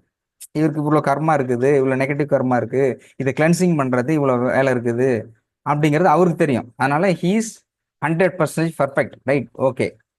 இன்னொரு ஆப்போசிட்ல எதிர்பார்த்துட்டு இருக்காங்க இல்லையா, என்னடா கொடுத்தா எந்த ஆனானப்பட்ட அப்பளவுக்கு போனாலே 5 நிமிஷத்துல அப்பாயின்மெண்ட் போயிட்டு ட்ரீட்மெண்ட் எடுத்துட்டு வந்துடுறோம். இவங்க என்னடான்னா போன் அடிச்சு கேட்டுட்டு உள்ள போறதுக்கே என்ட்ரி இருக்கு. சரி, அப்பா அடிச்சு பிடிச்சிட்டு உள்ள போய் பேசிட்டோம்னா அதுக்கப்புறம் வர்றதுக்கு எப்போ வரும்னே தெரிய மாட்டேங்குது. ஒருவேளை எப்பன்னு சொன்னாலாவது வெயிட் பண்ணலாம், அதுவும் தெரிய மாட்டேங்குது, இதுவும் தெரிய மாட்டேங்குது இல்லையா. இங்க வந்து இது 0%. அந்த பற்றி தப்புன்னு ஜீரோன்னு சொல்றது என்னன்னா, இதுல என்ன நடக்குதுங்கன்னா புரிதல் இல்லை. அவங்களுக்கு தேவை ட்ரீட்மெண்ட், ஓகேவா. இப்ப இந்த 100%க்கும் இந்த 0% இடையில ஒரு ஆள் இருக்கான். இது அங்கே அவங்களையும் சரி பண்ணணும். இப்போ டாக்டர்கிட்ட இது பண்ணணும், இவங்களுக்கு நான் பதில் கொடுக்கணும் போது இது ரொம்ப ரிஸ்கா இருக்கு. அப்போ அதனாலதான் நான் இது பேசாம இதுக்கு முதல்ல புரிதலை கிரியேட் பண்ணனாதான் நான் சரி வருங்கிறதுனாலதான் இது சொல்றேன். அப்போ இந்த நெகட்டிவ் எனர்ஜி இருக்கு இல்லையா, இந்த cleansing work day to day compulsory நடந்துகிட்டு இருக்கு. 3 to 6 3 ஹவர்ஸ்ங்கிறது எத்தனை பேர் இருக்காங்களோ, இது இல்லாம மினிமம் அவர் ஸ்டார்டிங்ல அவர் எப்போ வந்து இந்த கர்மா பற்றி ட்ரீட்மெண்ட் கொடுக்க ஆரம்பிச்சாரோ அப்ப இருந்து இது வரைக்கும் குறைந்தபட்சம் 4,500 பேஷண்ட்ஸ் கிட்டத்தட்ட இருக்கு. அத்தனை பேருக்குமே அந்த எனர்ஜி நியூ ஒரு பாயிண்ட் இருக்கும். இந்த எனர்ஜினா உடம்புக்கு ஓவரால் பாயிண்ட் எனர்ஜி 500னா 500 எனர்ஜி கொடுத்துருவாங்க. அது காலையில இருந்து கரெக்டா போயிட்டு இருக்கும். சப்போஸ் அந்த மாதிரி பேஷண்ட்ஸ் அப்ப எல்லாருக்குமே ஒரு ட்ரீட்மெண்ட் கொடுத்துட்டு இருக்காங்க, எனர்ஜி கொடுத்துட்டு இருக்காங்க, எல்லாருமே நல்லா தானே இருக்கணும், அப்ப எல்லாருமே உயிரோட தான் இருக்கணும் அப்படி கிடையாது. அவர்கள் இந்த வாழ்வில் இந்த பிறவியில் எதை சரியாக செய்ய வேண்டுமோ அது சரியாக நடப்பதற்கு தேவையான ஆற்றல் கொடுக்கப்படுகிறது. ஒருவேளை அவர்கள் வந்து எண்ட் ஆஃப் த லைஃப் இருந்தா கூட அது அவர்களுக்கு வழி இல்லாமல் இயற்கையாக என்ன நடக்கணுமோ அந்த மாதிரி போவதற்கான அந்த எனர்ஜி, வலி வேதனையும் இல்லாமல் அவர்கள் எந்த பர்பஸ்க்காக இருந்தாங்களோ அதை சரியாக செய்வதற்கான ஆற்றல் கொடுக்கப்படும். அது எனர்ஜி போயிட்டு இருக்கும். அப்ப இங்க வர்றவங்களுக்கு அந்த கிளென்சிங் ஒர்க்குங்கிறது ஏற்கும். ஸோ நேத்திக்கு டாக்டர் வரல. அப்ப கேட்டப்போ it will be going a cleansing ஒர்க்னு சொன்னாங்க. நேத்திக்கு ஃபுல்லா போயிட்டு இருந்து நைட்டு பார்த்தா அப்பயும் போயிட்டு இருந்து திரும்ப காலையில வந்தேன். காலையில் வந்து கேட்கும்போது பார்த்தா கிளென்சிங் ஒர்க். இப்போ பேச முடியல, பட் கிளென்சிங் ஒர்க் போயிட்டு இருக்கு full and full. He didn't take any food, even though water also. தண்ணி எடுத்துக்கல, சாப்பாடுல அதே பொசிஷன்ல எப்படி உட்காந்தா அதே பொசிஷன்ல till now it will B continue 2 days. Maybe இன்னைக்கு போகும் நாளைக்கு போகும். அப்ப என்ன நடக்குதுன்னா காமனா கொடுக்குற அந்த எனர்ஜிங்கிறது 3 to 6க்கு போயிட்டு இருக்கு. அந்த ஸ்பெஷலைஸ்ட் இங்க இருக்காங்க இல்லையா, இவங்களோட கிளென்சிங் பண்றதுக்கான அந்த எனர்ஜிங்கிறது இட் வில் பி கண்டினியூவா போயிட்டு இருக்கு. ஓகே, அந்த டாக்டருக்கு ட்ரீட்மெண்ட்னா டாக்டர் அவர் தெரியும். அந்த டாக்டர் ஃபோன் பண்ணி நேற்று டாக்டர் சொன்னாங்க இல்லையா, அவர் இது மாதிரி கேன்சர் பற்றி சொன்ன டாக்டர். He's doctor. அவங்களுடைய டாக்டர் வந்து பொண்ணு டாக்டர், அவங்க பையன் டாக்டர், மருமகன் டாக்டர், மருமக டாக்டர், அவரு MS special surgeon. He have successfully run the hospital. அப்போ அப்படிப்பட்ட அவருக்கு தெரியும் அடுத்த கீமோ கொடுக்கும்போது அட்ரினல்ல பாதிக்கப்படும். அப்படி பாதிக்கப்பட்டால் அது மிகப்பெரிய பிரச்சனை உருவாக்கும். As a specialised doctor he know very well about the treatment. ஒன்று கொடுக்கும்பொழுது இந்த பிரச்சனை வரும், கொடுக்கல கீமோ கொடுக்கலனாலும் இன்டைரக்டா வேற ஒரு பிரச்சனையை அவர் சந்திப்பார். Whether given the treatment or not, definitely he will face the problem. So அந்த கண்டிஷன்ல தான் வராரு. அப்போ இங்கே சொல்லும்போது நான் இப்போ ஃபர்ஸ்ட்ல நான் தான் சொன்னேன், அது ஆக்சுவலி நிறைய பேர் வெயிட்டிங்ல இருக்கும்பொழுது கூட நான் சார் வந்து சீரியஸ் கண்டிஷன்ஸ் ரொம்ப கிரிட்டிக்கல் பொசிஷன்ஸ்ல சொல்லும்போது, அப்போ அவர்கிட்ட நான் சொல்லும்போது இது மாதிரி கிரிட்டிக்கல் பொசிஷன் போது டக்குன்னு எடுத்தாங்க, நேரடியாக கூப்பிட்டுட்டு உடனே எனர்ஜி கொடுத்துட்டு அனுப்பி விட்டும்பொழுது 2 days 2 or 3 daysல அவரோட அனுமானம் பேசிட்டு இருக்கும்பொழுது நான் கொடுக்குறேன்னு சொன்னாங்க. ஆனால் சொன்ன பிறகு கூட 2 வாரம் கிட்டத்தட்ட ஆயிடுச்சு, இன்னும் மெடிசன்ஸ் கொடுக்க முடியல. என்கிட்ட தான் கேட்டாரு, என்ன சார் சீரியஸ்னு சொல்லியும் நீங்க இப்படிதான் பண்ணுவீங்களா, அப்ப என்னதான் பண்றீங்க, இப்படிதான் புரிஞ்சுக்கிறதுன்னா? அப்ப டாக்டர் என்ன சொன்னாருன்னா, வந்ததுல வரும்போதே தெரியும் இவ்வளவு இப்போதைக்கு ரொம்ப ரொம்ப தங்கமான doctor, is really appreciate to him, admire to him. அவருடைய பணி என்பது மிக பிரம்மாண்ட பணி. வேறு மதத்தை சார்ந்தவராக இருந்தாலும் சித்தர் வழியை முழுமையா படிச்சதோட ஃபாலோ பண்ணிட்டு இருக்காரு. சித்தர் வழி முழுமையாக ஃபாலோ பண்ணிட்டு இருக்காரு. அதே மாதிரி சர்வீஸும் சரி, டெடிக்கேட்டடா பண்றதும் சரி, மற்றவங்களுக்கு ட்ரீட்மெண்ட் கொடுக்கும்போதுல அந்த பணம் வாங்குறது சரி, ரொம்ப ஏழையா இருந்தவங்களுக்கு ஃப்ரீ சர்வீஸ் பண்ணிட்டு இருக்காரு. அதை விட அவங்க ஒய்ஃபுங்கிறது அவ்வளோ கேரிங்கா எடுத்து பண்ணிட்டு இருக்காங்க. அதே மாதிரி மற்றவர்களுக்கு செய்யறது சரி, வளர்க்குறதுல ரொம்ப பர்ஃபெக்ட். ஒரு மனிதர் எப்படி வந்து மிகச்சிறப்பாக சிறப்பான வாழ்க்கை வாழ முடியுமோ அதே மாதிரி மிகச்சிறந்த லைஃப். சோ கைண்ட் பர்சன், ரொம்ப நேர்மையாகவும் அன்பாகவும் இருக்கக்கூடிய மனிதர். இப்போ ப்ரெசென்ட்ல பிரச்சனை இல்லை, ஆனால் பாஸ்ட்ல இருக்கிறது கிளீன். அப்போ டாக்டர் என்ன சொன்னாருன்னா என்கிட்ட, அப்போ ஏற்கனவே இந்த நெகட்டிவ் இருக்கு, இதை கிளென்சிங் பண்ணிட்டு இருக்குது. அடுத்தது மெடிசன் ஆல்சோ இருக்கு, சம் மெடிசன் கிறிஸ்டல் எங்க மெடிசன்ஸ் எல்லாமே இருக்கு. நான் பேக் பண்ண மோர் தென் 1 month கிட்டத்தட்ட பேக்ல இருக்கு இல்லையா, இது மெடிசன்ஸ் எல்லாமே பேக்கடு. நான் அதிகபட்சமா போய் ஸ்டிக்கர்லாம் ஒட்டி கொரியர்லையும் சொல்லிட்டு எடுத்துக்கிட்டு போங்கிற வேலைக்கு வந்துட்டேன். சார் ஓகேன்னு சொல்ற ஒரே ஒரு பேர்டு தான், அதுக்காக தான் 1 month கிட்டத்தட்ட இருக்கு. அப்ப சொல்லும்போது நானே பலமுறை அப்செட் ஆயிடு. ஏன்னா ஒரு அளவுக்கு மாதிரி தானே நம்மளாலையும் தாங்க முடியும். போறவங்க அத்தனை பேரும் போன் அடிக்கிறாங்களா, ஒரு கட்டத்துக்கு மேல நம்மளால பதில் சொல்லவும் முடியல. ஒரே பதில் எத்தனை தடவை சொல்லும், ஒரு பதில ஒரு தடவை சொன்னா 2-3 தடவை சொல்லலாம். தொடர்ச்சியா அதே பதிலா சொல்றது நமக்கும் கஷ்டமா இருக்கு, கேட்கறவங்களுக்கும் கஷ்டமா இருக்கும். இதுக்கு சரி எப்படியாவது கொடுத்துடலாம்னு சொல்லும்போது டாக்டர் சொன்னாரு, வேற வழி இல்லை. அப்ப இன்னொரு நல்லா கவனிச்சிருப்பீங்க, மெடிசன் இருக்குது, கிறிஸ்டல் இருக்கு, அடுத்த செகண்டே என்னால கொடுத்துட முடியும். ஆனாலும் நானே கொடுத்தாலும் இல்ல கடவுளே வந்து இந்தாப்பா மெடிசன் இதான் சாப்பிட்டுருனாலும் கூட கண்டிப்பா அது சரியாகாது. அதை சொல்றதுக்கு தில்லு வேணும். நான் கொடுக்குற மெடிசன் ட்ரீட்மெண்ட் எடுத்துக்கிட்டீங்கன்னா நான் கொடுத்தா கூட அது சரியாகுதுன்னு சொல்றதுக்கே முதல்ல தில்லு வேணும். அது சொல்றேன், நான் கொடுத்தா சரியாகாது, ஏன்னா ஏற்கனவே உனக்கு சரியாகலன்னு தான் இங்க வந்திருக்கீங்க. அப்ப ஏன் அது சரியாகலன்னு முதல்ல பார்க்கணும். அப்போ உன்னுடைய உடலில் இருக்கின்ற பிராணசக்தியில் எதிர்மறை எண்ணம், நெகட்டிவ் எனர்ஜி இருக்கு, அதை சரி பண்ணாம எந்த மெடிசன் யாரையும் இவன் கடவுளே கொடுத்தாலும் சரி பண்ண முடியாது. அப்ப அந்த ஒர்க்கு தான் மெயின் முக்கியம். இங்க வருகின்ற பொழுது நம்ம தெரிஞ்சுக்க வேண்டிய விஷயம், அங்க அந்த நெகட்டிவ் எனர்ஜியை கிளென்சிங் பண்ணிட்டு இருக்கு. அந்த ஒர்க் சரி பண்ண முடிச்சாச்சுன்னா ஒன்ஸ் அவருக்கு வந்துடும் இது 100% ஓகே. இந்த 100% எல்லா நெகட்டிவும் சரி பண்ண முடியாது இல்ல. இந்த நோய் நீங்க என்ன பிரச்சனை சொல்றீங்களோ அது சரியாவதற்கு தேவையான அந்த கிளென்சிங் ஒர்க் முடிச்ச பிறகு அது சம்பந்தமாக நீங்க எந்த முயற்சி எடுக்கிறீங்களோ நிச்சயமா அது சக்சஸ் ஆகும். வெரி கான்பிடண்டா சொல்லுவார். நம்மகிட்ட வந்துட்டு ஒருத்தர் இந்த கிளென்சிங் முடிஞ்சிட்டு ஒர்க்கு சரியாகாது, இது வரைக்கும் கிடையவே கிடையாது. இந்த ஒர்க்கு ஒரு சம்திங் அடுத்த பிரச்சனை வரலாம். ஒரு மனுஷனுக்கு ஒரு பிரச்சனையா இருக்கு, நான் நேற்று சொல்ல மாதிரி வண்டியா வச்சிருக்காங்க, அதனால அத்தனை பிரச்சனையும் சரியாயிடுச்சுன்னு சொல்ல முடியாது. இங்க எந்த பிரச்சனைக்காக வந்து நீங்க ட்ரீட்மெண்ட் எடுத்துக்கீங்களோ அந்த பிரச்சனை திரும்ப வராத அளவுக்கு பண்ண முடியும். பட் மற்ற பிரச்சனையும் சேர்த்து ஒரு ட்ரீட்மெண்ட் கொடுப்பாரு. ஸோ அப்போ அந்த ட்ரீட்மெண்ட்டுங்கிறது இந்த மாதிரி கொடுக்கும்போது கிளென்சிங் ஒர்க்லாம் நடந்து பர்ஃபெக்டாக அவங்களுக்கு கொடுத்துட்றோம். கொடுக்கும்போது அதன் பிறகு வருவாது. அதுக்காக டேக் டைம், அது டைம் எடுத்து தான் ஆகும். அப்படி இருக்கும்போது தான் சில பேர் அதை தாண்டி போனா வருத்தத்தோட போனா போகட்டும். பட் இருந்தாலும் இந்த கிளென்சிங் ஒர்க்கு அவங்க போனாலும் போகட்டும், கிளென்சிங் ஒர்க்கு போயிட்டு இருக்கும், சரியாகிட்டு இருக்கும். அப்போ அந்த டாக்டருக்கு அவர் சொன்னது கிளென்சிங் ஒர்க்கு கான்ஃபிடென்ட்டா சொன்னாரு, இந்த ஒர்க்கு கிளென்சிங் ஒர்க் போயிட்டு இருக்குது, முடிஞ்சிடும். இங்க ஒருத்தர் வர்றாங்க அப்படின்னா யாரா இருந்தாலும் சரி, பூவரட்மை எவ்வளவு கடன் பிரச்சனை உச்சகட்டத்துல இருந்தாலும் சரி, அல்லது நோயிலோட கடைசி கண்டிஷன் இருந்தாலும் சரி, இங்க வர்றாங்கன்னு சொன்னாக்க டெஃபினட்டா எழுதி வச்சுங்க, அவங்க அந்த பிரச்சனையில இருந்து 100% ரிலீவ் ஆகிற பொசிஷன்ல இருக்கவங்க மட்டும்தான் இங்க வர முடியும். ஏன்னா இங்க வரும்போது அந்த ரிஸ்க் அவர் எடுக்கிறார். என்ன கர்மாவை சரி பண்ண ஆட்டோமேட்டிக்கா சரியிடும், அந்த ரிஸ்க் அவர் எடுக்க தயாரா இருக்கின்றார். பட் அதையும் மீறி ஒருத்தர் இல்ல இது சரி வராது, இதுக்கு பதில் இன்னொரு டாக்டர் பாக்குறாங்கன்னா ஓகே, அது கர்மா அலோவ் பண்ணல, அது அவரோட தான். பட் இருந்தாலும் அவங்களுக்கு காமனா போற ஒரு எனர்ஜி நார்மல் எனர்ஜி போயிடும். அப்போ இங்கே நம்ம பண்ணக்கூடிய வேலை டாக்டர் செய்யக்கூடிய நெகட்டிவ் எனர்ஜியை சரி பண்ண வேலையை தான் செய்து கொண்டிருக்கிறார். அது அந்த ஒர்க்கு தொடர்ச்சியாக போய் கொண்டிருக்கிறது. அதனால இதுக்காக அப்புறம் அந்த டாக்டருக்கு சொன்னாங்க இல்லையா, அதுக்கப்புறம் இன்னும் கூட மருந்து கொடுக்கலங்கும்போது அப்பதான் சொன்னாரு, நீங்க அவர்கிட்ட சொல்லுங்க, இது வந்து கிளன்சிங் ஏற்பட்டிருக்கு, பட் ஆனால் சரி செஞ்சிட முடியும். அவர் சொன்ன ஒரே கான்ஃபிடன்ஸ், சரி செய்ய முடியும் என்னால, எப்படி ஆனாலும் சரி அந்த பவருக்கு அந்த அந்த அந்த அந்த கர்மா அலோட் பண்ணதுனால தான் அவர் இங்க வராரு, சரி பண்ண முடியும். அது மாதிரி இங்க யார் நடந்துக்கலாம் அந்த பிரச்சனையும் சரி செய்ய முடியும். அது மாதிரி ஃபினான்ஷியல் கேட்டேன், அப்புறம் தான் அதுக்கு தான் சொன்னாரு இன்னொரு விஷயம். ரைட், மறந்துட்டேன், ஞாபகம் வந்தது, நன்றி. Somebody's raise the questions. இன்னொரு கொஸ்டின் கேட்டாங்க, நல்ல கொஸ்டின். மரியாதைக்குரிய லதா மேடம் அவர்களும் விஜி மேடம் அவர்களும் கேட்ட ஆரோக்கியமான கேள்வி, சரியான கேள்வி. என்ன சொல்லியிருந்தாங்கன்னா, நேற்று டாக்டர் சொல்லியிருந்தாங்க, நீங்க வந்து டியூப்ல பஞ்சர் இருக்குது, நான் பஞ்சர் ஓட்டுறேன், திரும்பவும் பஞ்சர் வருது அப்படின்னு சொன்னார் இல்லையா, ஞாபகம் இருக்கா? டாக்டர் சொன்னார் இல்லையா? அதுல வெரி குட், தேங்க்யூ தேங்க்யூ. அப்போ அவங்க கேள்வி கேட்குறாங்க என்னன்னா, அஸ் யூ டாக்டர், நீங்க ஒரு பஞ்சர்காரன், நீங்க ஒரு முறை பஞ்சர் ஓட்டிட்டீங்கன்னா திரும்ப ரெண்டாவது லீக் ஆகக்கூடாது இல்லையா? அப்போ நீங்க பஞ்சர் ஓட்டிட்டேன்னு சொல்றீங்க, திரும்பவும் வருதே அப்படிங்கிற ரீசன், அப்படிங்கிற கேள்வி அவங்க எழுப்புனாங்க. அது கரெக்டான கேள்வி. டாக்டர்கிட்ட சொன்னேன் இது மாதிரி அவங்க கேள்வி கேட்டிருக்காங்கன்னா, டாக்டர் இப்போ பதில் சொன்னாரு, பட் அன்பார்ச்சுனேட்லி வரல, டாக்டரே சொல்லுவாங்க.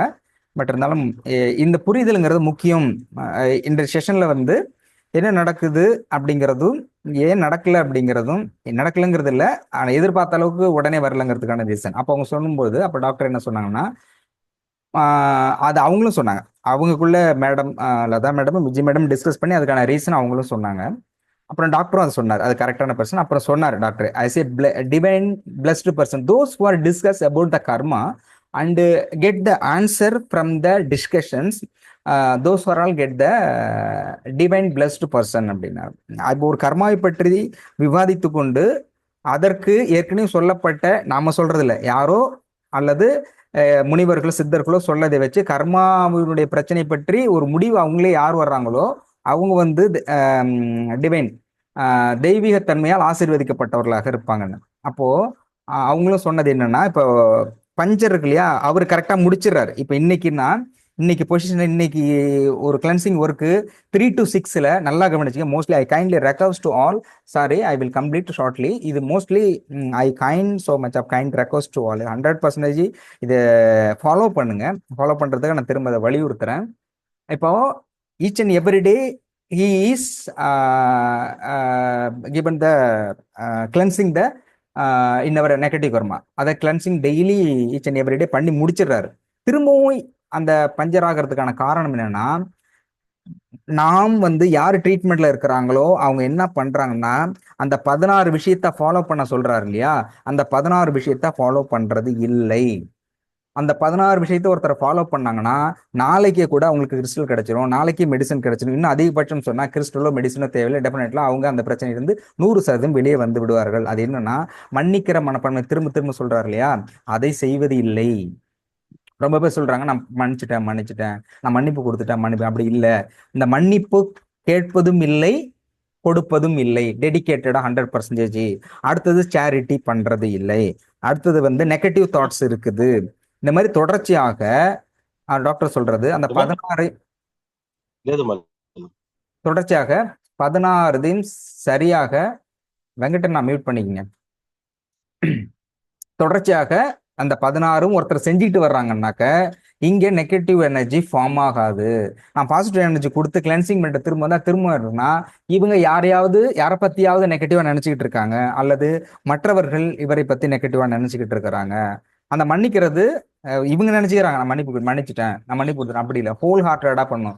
ஹோல் ஹார்ட்டடா பண்றதுக்கான ஒரு அண்டர்லைனிங் வேர்டு, கீ பாயிண்ட் என்னன்னா, நீ யாரை மனப்பூர்வமாக மன்னிப்பு கொடுக்கிறீர்களோ, அல்லது யாரிடம் மன்னிப்பு மனப்பூர்வமாக உள்ளமுருக கேட்கிறீர்களோ, அப்பொழுது உங்களுக்கு உங்களை அறியாமல் உங்களுடைய கண்களில் இருந்து கண்ணீர் வரும், கண்கள் கசியும். இதுதான் கீ பாயிண்ட். மன்னிப்பு கேட்பதனுடைய, மன்னிப்பு கொடுப்பதனுடைய கீ பாயிண்ட். உண்மையிலேயே நான் மன்னிப்பு கேட்கிறேன், மன்னிப்பு கொடுக்குறேன் அப்படின்னா இந்த key point mostly important.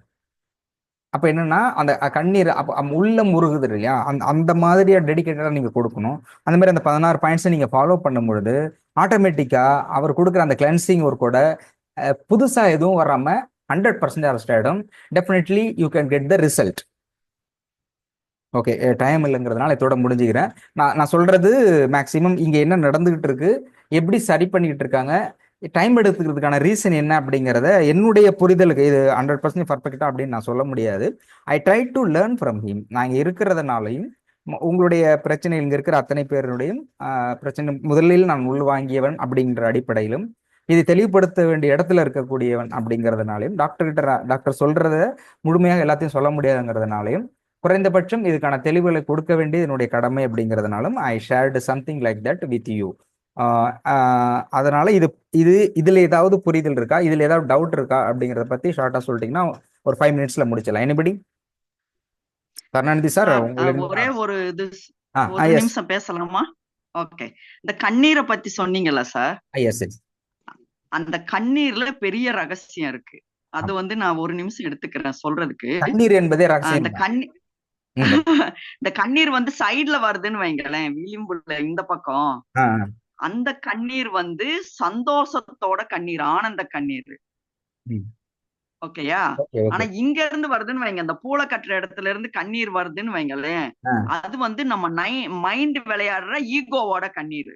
Okay. அப்ப அந்த கண்ணீர் வர்றப்ப நம்ம கவனிக்கணும், இந்த சைடுல வருதா இங்க வருதான்னு. சைடுல வந்ததுன்னா you are very blessed. Okay okay, பரவாயில்ல. கண்ணீர் எந்த பக்கம் போகுதுங்கிறதுலாம் ஒரு வழி சொல்றீங்க. நீங்க ஒரு கண்ணீர் கவிஞர். கண்ணீர் நீங்க வந்து எப்படின்னா, பகவான் ரமணரோட அந்த லாஸ்ட் மினிட்ல வந்து அவர் கிளம்புற அந்த டைம் வர்றப்ப இந்த 2 பக்கமும் அந்த கண்ணீர் வர்றப்ப ஒருத்தவங்க எழுதுறாங்க. அது வந்து அந்த சோலோட அந்த இது happiness, expression of the happiness. Correct correct. அதனால அதுக்கு பின்னாடி அவ்வளவு பெரிய இது இருக்கு. ஆமா இல்ல, கண்ணீர் என்பது ஆசீர்வதிக்கப்பட்டது. என்னன்னா ரெண்டுமே ஒரே பாயிண்ட். கண்ணீர் என்பது அழுகின்ற பொழுது கவலையின் போது மட்டும்தான் வரணும். ஆனால் சிரிக்கும் போது கூட கண்ணீர் வருது இல்லையா? ஏன் சிரிக்கும் போது கண்ணீர் வரணும்? அழும்போது தானே கண்ணீர் வரணும். ஏன் சிரிக்கும் போது வருதுன்னா இட்ஸ் a கீ பாயிண்ட். உன்னுடைய ஆன்மாவை தொட்டு உள்ளம் உருகுகின்ற பொழுது கண்ணீர் வெளிப்படுகிறது. அப்ப நீங்க அதனாலதான் சொல்றது மெடிடேஷன்ல இஸ் அ பவர்ஃபுல் மெடிடேஷன்ங்கிறது. லாஃபிங் is the powerful meditations compare with any other meditations written by Osho. Osho சொல்றது மெடிடேஷன்ல பவர்ஃபுல்லானது சிரிக்கிறதுங்கிறது. சிரிக்கும்போது அதிகமாக மனம் மூடி சிரிக்கும்போது கண்ணில் தண்ணி வருதுன்னா அது பவர்ஃபுல் டூல். மேம் சொல்லும்போது சிரிக்கும் போது வர்ற கண்ணீர் வந்து இப்போ இந்த முன்னாடி வராது, அந்த கண்ணு ஓரமாக தான் வரும்.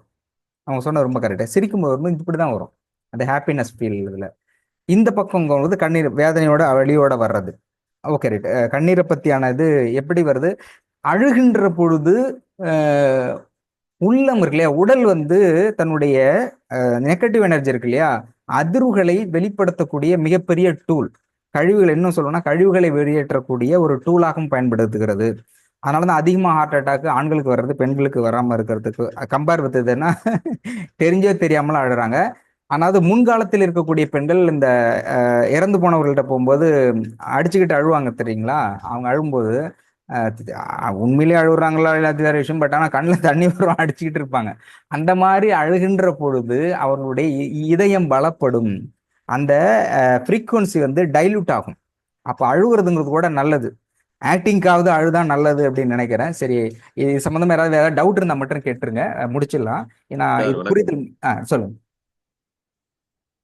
சார். எனக்கு என்ன சொல்றதுன்னா, சார்கிட்ட நான் உங்களை கம்யூனிகேட் பண்ணுவேன். ராஜ்குமார், நீங்க எல்லா பிரச்சனைனா கடவுள்கிட்ட தான் போவாங்க. ஆனா எனக்கு வந்திருக்க பிரச்சனை கடவுளால தான் வந்திருக்குன்னு சொன்னீங்க. சொல்லுங்க சார். அது ஓகே, பட் இன்னைக்கு மேடம் கூட சொன்னாங்க பயணம் அது இதுன்னு எல்லாத்தையும் நீங்க பத்தி சொல்லிக்கிட்டீங்க. இப்ப எங்களோட பயணம்லாம் எப்படி இருக்கு அப்படின்னு சொல்லி பாத்தீங்கன்னா, வண்டியில ஏறிட்டோம், பயணத்தை ரசிக்கிறோமா அப்படின்னா ஆம்புலன்ஸ்ல ஏத்தி விட்ட மாதிரி இருக்குது. அது வண்டி போய் நிக்குமா, கரெக்டான டயத்துல போய் சேர்ந்துருவா, இல்ல நடுவுல போயிருவா அப்படின்ற மாதிரி பயணம் வந்து ரசிக்கவும் முடியல. அதுல உள்ள போய் அப்படியே ஒரு லேக்லயே நிக்கிற மாதிரி இருக்குது. சார்கிட்ட வந்து அப்பாயின்மெண்ட்டுக்கும் நமக்கு நீங்க சொல்ற மாதிரி டைம், அதுக்குரிய கிளென்சிங் டைம் எல்லாமே எடுத்து. ஓஹோ சாரி, மியூட்ல போட்ட சார். ராஜ்குமார் மியூட்ல இருக்கீங்க. சாரி சார், திரும்ப மியூட்ல போயிடுச்சு. நான் ஆறாம் போட்டேன். சாரி, முடிச்சிடலாம். ப்ளீஸ். அவங்கவுங்க ரெக்கவர் ஆகுறதுக்கு ஏதாவது சின்ன டூல் மாதிரி ஏதாவது பண்ணீங்க அப்படின்னா கொஞ்சம் ஈஸியா இருக்குமே அப்படின்னு சொல்லி வெரி பாக்குறேன். Good, very good, very good. இதோட முடிச்சுக்கலாம். கரெக்ட், நல்ல கேள்வி. இது ஆம்புலன்ஸ் ஆம்புலன்ஸ் போறதுங்கிறது நல்ல விஷயம் தான். ஒருவேளை நீங்க ஆம்புலன்ஸ் சொன்னா கூட, ஆம்புலன்ஸ் அர்ஜென்சி கேஸ் வந்து ட்ரீட்மெண்ட்டுக்காக போறது. ஸோ அந்த கண்டிஷன்ல இருக்கிறீங்க அப்படின்னு எடுத்துக்கலாம். பட் எனிவே, அதாவது பயணம் அப்படிங்கிறதுனால இந்த வார்த்தையை நான் பயன்படுத்துறேன். உலகில் பயணப்படாத மனிதன் பயன்படாத மனிதன். நீங்க எந்த சூழலில் எந்த இடத்துல பயணப்படுவதாக இருந்தாலும் அந்த சூழலை ரசிக்க கற்றுக்கொள்ளுங்கள். அந்த அனுபவத்தை அந்த அனுபவத்தை ஏற்றுக்கொள்ளுங்கள். ஏனென்றால் பயணம் என்கிறது ஒவ்வொரு பயணமும் ஒவ்வொருத்தருக்கு ஒவ்வொரு மாதிரியான அனுபவத்தை தந்து கொண்டே இருக்கும். கற்றுக்கொள்வதும் பெற்றுக்கொள்வதும் அவர்களுடைய சூழலை பொறுத்து அமைந்தாலும் தவிர நிச்சயம் ஒவ்வொரு பயணமும் ஒவ்வொருத்தருக்கும் ஒவ்வொரு அனுபவத்தை கொடுத்து கொண்டே இருக்கும். ஓகே, அந்த பயணம்ங்கிறத நீங்க ஆம்புலன்ஸ்ல முதல்ல நீங்க ஏன் ஏறுறீங்கிறத அந்த பயணத்துல நீங்க புரிந்து கொள்ள வேண்டும். முதல் கேள்வி, ஆம்புலன்ஸ்ல முதல்ல நம்ம ஏன், நார்மலா எவ்வளோ டிராவல் இருக்கு, நம்ம ஏன் ஆம்புலன்ஸ்ல ஏறுறோம் அப்படிங்கிறது. ஆம்புலன்ஸ்ல இருந்து போறோம்னா எதை நோக்கி போய் ட்ரீட்மெண்ட்டுக்காக போறீங்க. அப்போ உங்களுடைய டிராவல்ங்கிறது இது மருத்துவமனை, இதுக்காக வந்துட்டு இருக்கீங்க, எமர்ஜென்சில இருக்கிறீங்க அப்படிங்கிறதையும் நம்ம புரிஞ்சுக்கிறேன்.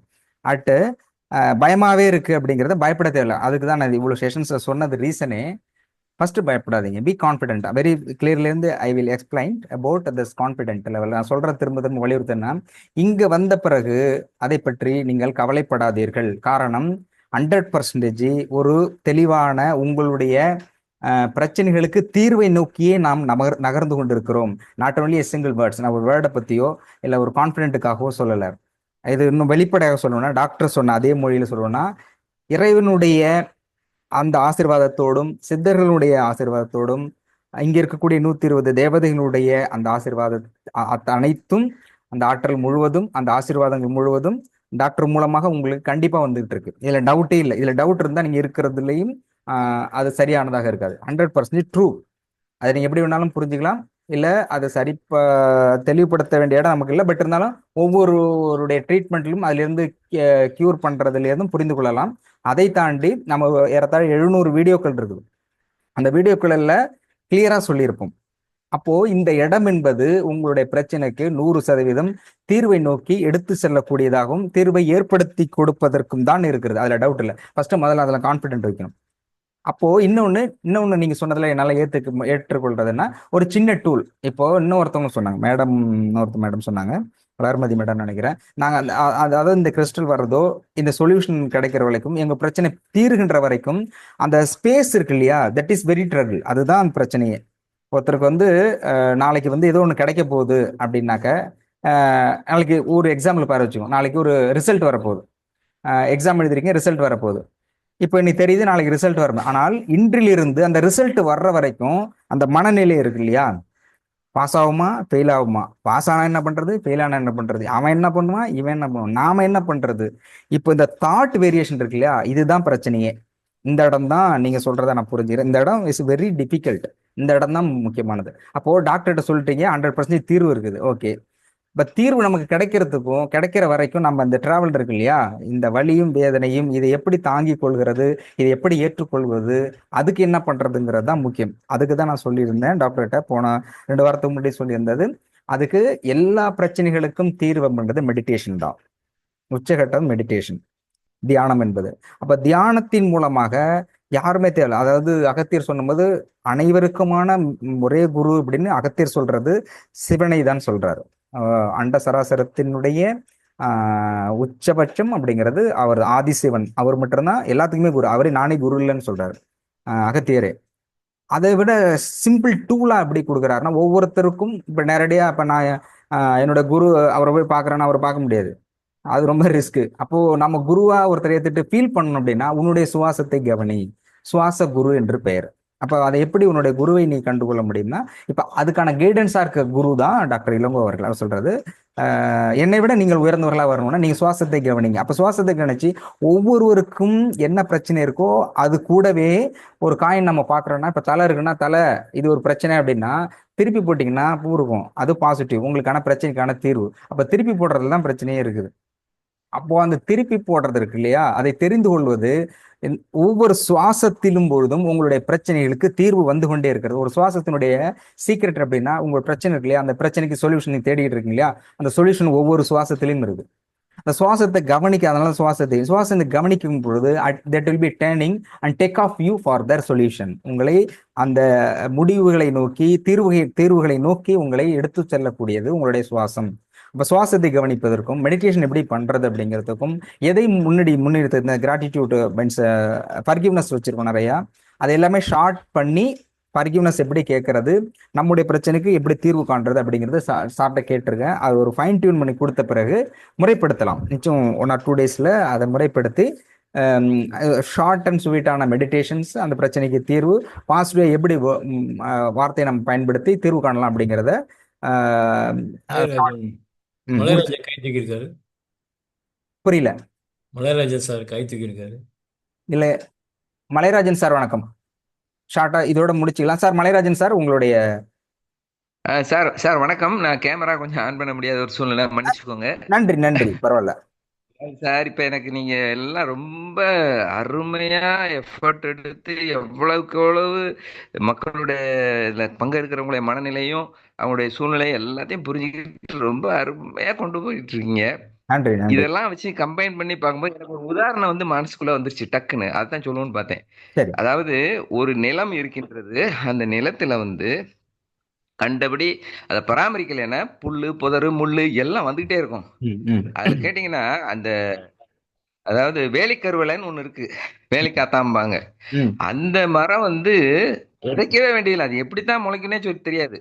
நெகட்டிவ், அது வந்து நெகட்டிவ் ஃபோர்ஸ்ன்னு சொல்லி அது இதுலயே பெரிய அந்த உலக லெவல்ல இருக்க பிளான்ட் இதுல வந்து அதுதான் ரொம்ப மோசமான மரம். இது இருந்துச்சுனாலே நெகட்டிவ் எனர்ஜி வரும், தண்ணியை பூரா. மரம் வந்து அந்த மரம் வளரும் போது நல்லா இருந்தா ஒரு 5 இன்ச்சு வளர்ந்துருக்குன்னா வேர் வந்து 10 இன்ச்சுக்கு வளர்ந்துருக்குமா. அந்த அளவுக்கு இருக்கிற பூமியில நிலத்தடி நீரை பூரா எடுத்துருமா. அப்பேற்பட்ட கொடுமையான மரத்தை வந்து விரவுக்காக நம்ம பயிரிட்டு இப்ப பார்த்தா எங்க பார்த்தாலும் அந்த மரம் தான் இருக்கு. இத வந்து நான் எது கூட கம்பேர் பண்றேன்னா கர்மாவோட கம்பேர் பண்றேன். அப்ப நம்ம தெரிஞ்சோ தெரியாமலோ விதைச்சிட்டோம், அது வளர்ந்துகிட்டே இருக்கு, பெருகிக்கிட்டே இருக்கு. இப்போ ஒரு நிலத்தை பண்படுத்தி அதுல விவசாயம் பண்ணணும்னா கம்ப்ளீட்டா அது உழுது கம்ப்ளீட்டா ஒரு செடி வேலைக்கருள் இல்லாம வேற எந்த ஒரு களை இல்லாம எடுக்காம நம்ம பண்ண முடியாது. இப்ப களை மாதிரிதான் கர்மா வந்து நம்மள அறியாமலே நம்ம பண்ணிக்கிட்டே தான் இருக்கோம், அது நடந்துகிட்டே தான் இருக்கும். அதை கிளீன் பண்ணிக்கிட்டே பண்ண அதுக்கு தேவையான நல்ல ஒரு பாசிட்டிவ் எனர்ஜி கொடுத்து நல்ல ஒரு உரங்கள் வச்சு எல்லாம் பண்ணும்போது பயிர் நல்லா முளைக்கும், நல்ல ஒரு ஈல்டு கிடைக்கும். அதே தான் நம்ம லைஃப்லயும் நம்ம நல்லதை செஞ்சுக்கிட்டே இருக்கணும், மேலும் மேலும். அதாவது இன்னா செய்தாரை ஒருத்தல் அவர் நன்னையும் செய்து விடல்னு சொல்லி வள்ளுவர் பெருமான் அழகா சொல்லியிருக்காங்க. ஸோ அது மாதிரி நம்ம வந்து எவ்வளவு நமக்கு கொடுமை செஞ்சாலும் கடுமையான செஞ்சாலும் நம்ம அவங்களுக்கு நல்லதே செய்யணும். காந்திஜிக்கு வந்து மகாத்மான் பேர் வந்த காரணமே ஒரு கணத்தை அரைஞ்சான மறுகணத்தை கூடன்னு ஏசுநாதர் சொன்னாரு. அதே மாதிரி ஒரு இவரை வந்து பூட்ஸ் காலால மிதிச்சவனா காலை அமைக்கி விட்டுருக்காரு காந்திஜி. ஸோ இந்த மாதிரி நல்லது கெடுதல் செஞ்சாலும் நம்ம நல்லது செஞ்சோம்னா கண்டிப்பா நம்ம நல்வினைகள் அப்படியே பாசிட்டிவ் டபுள் டைம் ட்ரிபிள் டைமா வருவாரு. அதாவது வாரியார் சாமி பேசும்போது சொல்லுவாங்க, நீ ஒரு அடி நீ இறைவனை நோக்கி எடுத்து வச்சேன்னா 1000 அடி இறைவன் நம்மளை நோக்கி வர்றாருங்க. ஆனா நினைக்கிறதுக்கு தான் ஆளே இல்லை அப்படிங்கிறாங்க. அதான் விஷயம்.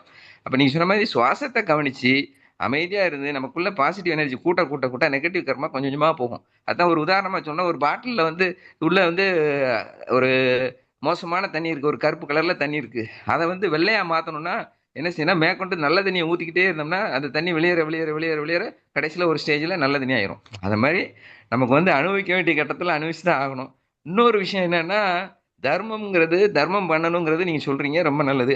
தர்மம் இன்னொருத்தர் எனக்கு வந்து என்ன செஞ்சா கன்ஃபியூஸ் பண்ணி விட்டுட்டாரு. எப்படி பண்ணாருன்னா, நீங்க தர்மம் வந்து ஒருத்தவங்களுக்கு கஷ்டப்படுறாங்க, நீங்க தர்மம் பண்றீங்க, கஷ்டப்படுறதுக்காக கடவுள் அவரை வச்சிருக்காரு, அவர் கஷ்டத்தை நீங்க யார் போய் நீக்குறது?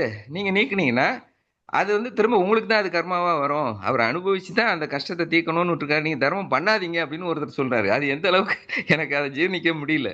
அது ஒரு சந்தேகமாவே இருந்துச்சு. நான் இது 2 தடவை கேள்வியில ரைட்டிங்ல போட்டிருந்தேன், அது நீங்க நோட் பண்ணாங்களா என்னன்னு தெரியல. அதாவது மன்னிக்கணும், நீங்க கேட்டிருந்த கேள்விகள், உங்களுடைய கேள்விகள் பலரும் கேட்டிருந்தாங்க. டாக்டர் சொல்லிட்டு இதை டைட்டிலாவே போட்டிருந்தோம், லெசன்ஸ்ல போட்டிருந்தோம், யாருக்கு தர்மம் செய்வது யாருக்கு செய்யக்கூடாது அப்படிங்கறத பத்தி டாக்டர் செஷன்ஸ் எடுத்திருக்காங்க. மேபி நீங்க வரலையான்னு தெரியல. ஓகே, அவ்வளவுதானா? முடிச்சிட்டீங்களா? அப்படிதான் நினைக்கிறேன். நன்றி நன்றி நன்றி. அவ்வளவுதான். உங்களுடைய சரி சார், ரொம்ப நன்றி சார். அதான் இந்த மாதிரி நம்ம மைண்ட்ல வச்சுக்கிட்டோம்னாலே நம்ம செய்ய வேண்டிய கடமையை செய்வோம். அதான் நன்றி. கீதையில சொல்ல, கடமை செய்ய பலனை எதிர்பார்க்க, சரி.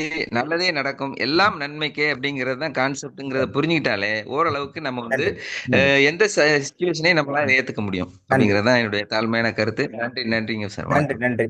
உங்களுடைய இவ்வளவு நேரம் ஸ்பீச்சை ஷார்ட்டா திருவள்ளுவருடைய திருக்குறள் மாதிரி சொல்லணும்னா, நெல்லை நாம் தான் விதைக்க வேண்டும், புல் தானே வளரும் அப்படிங்கிறது என்னோட புரிதலா இருக்கு. நல்ல விஷயங்களை நாம் தான் செய்யும்.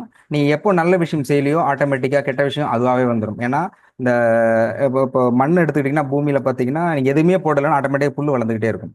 அப்போ அதை எடுக்கிற வேலையை மட்டும் நல்லது செய்யறதா இருக்கிறதுலே கஷ்டம். நேற்று தினம் ஒருத்தர் எம்பி பேசும்பொழுது வெங்கடேசன் எம்பி சொன்னாரு, இந்த உலகத்திலே ரொம்ப கஷ்டமான விஷயம்னா நல்லது செய்யறதா அப்படின்னு சொல்லியிருக்காரு. பட் எனிவே நல்லது செஞ்சுதான் ஆகணும். நீங்க நல்லது செய்யறத தொடர்ச்சி செய்ய ஆரம்பிச்சிங்கன்னா ஐயா நல்லக்கண்ணு அவர்கள் சொன்ன மாதிரி கம்யூனிஸ்ட் கட்சியோட நல்ல சொன்னது அது ஒரு போதை மாதிரி தொடர்ச்சியாக செய்வோம். எது எப்படி இருந்தாலும் நல்லதை தொடர்ச்சியாக செய்வோம், நல்ல விஷயங்களை ஏற்றுக்கொள்வோம், நல்லதை பகிர்ந்து கொள்வோம் என்ற சிந்தனையோடு இன்று நிகழ்ச்சியை நிறைவு செய்கிறேன். நிகழ்ச்சியில் பங்கேற்ற அனைவருக்கும், இவ்வளவு நேரம் பொறுமையாக கேட்ட அனைவருக்கும் மிகுந்த என்னுடைய மனமார்ந்த நன்றியை தெரிவித்துக் கொள்கின்றேன். நிகழ்ச்சியை இத்துடன் நிறைவு செய்து கொள்கிறோம். நன்றி, வணக்கம். இறை வணக்க பாடலோடு நிகழ்ச்சி நிறைவு செய்கிறது. நன்றி, வணக்கம்.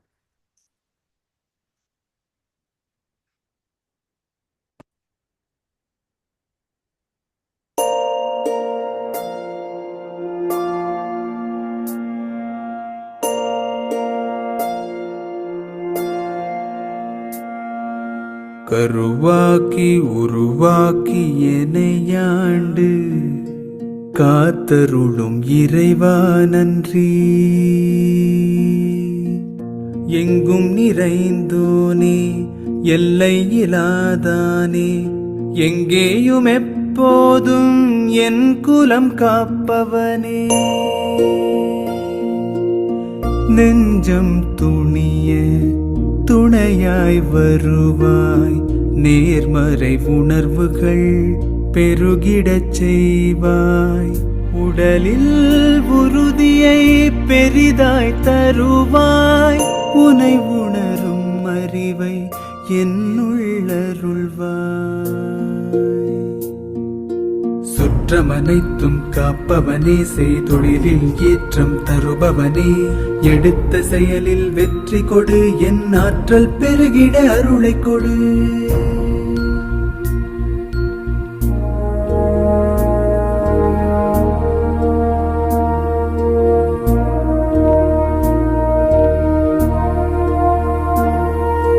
கருவாக்கி உருவாக்கி எனையாண்டு காத்தருளும் இறைவா நன்றி.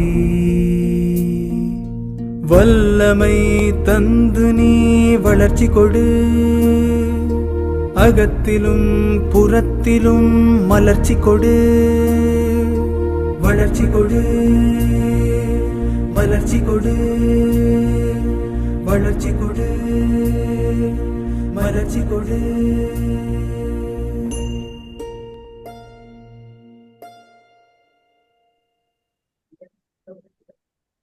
நன்றிங்க ஐயா. நன்றி ஐயா. நன்றி. நன்றி. Thank you sir. Thank you very much. Thank you.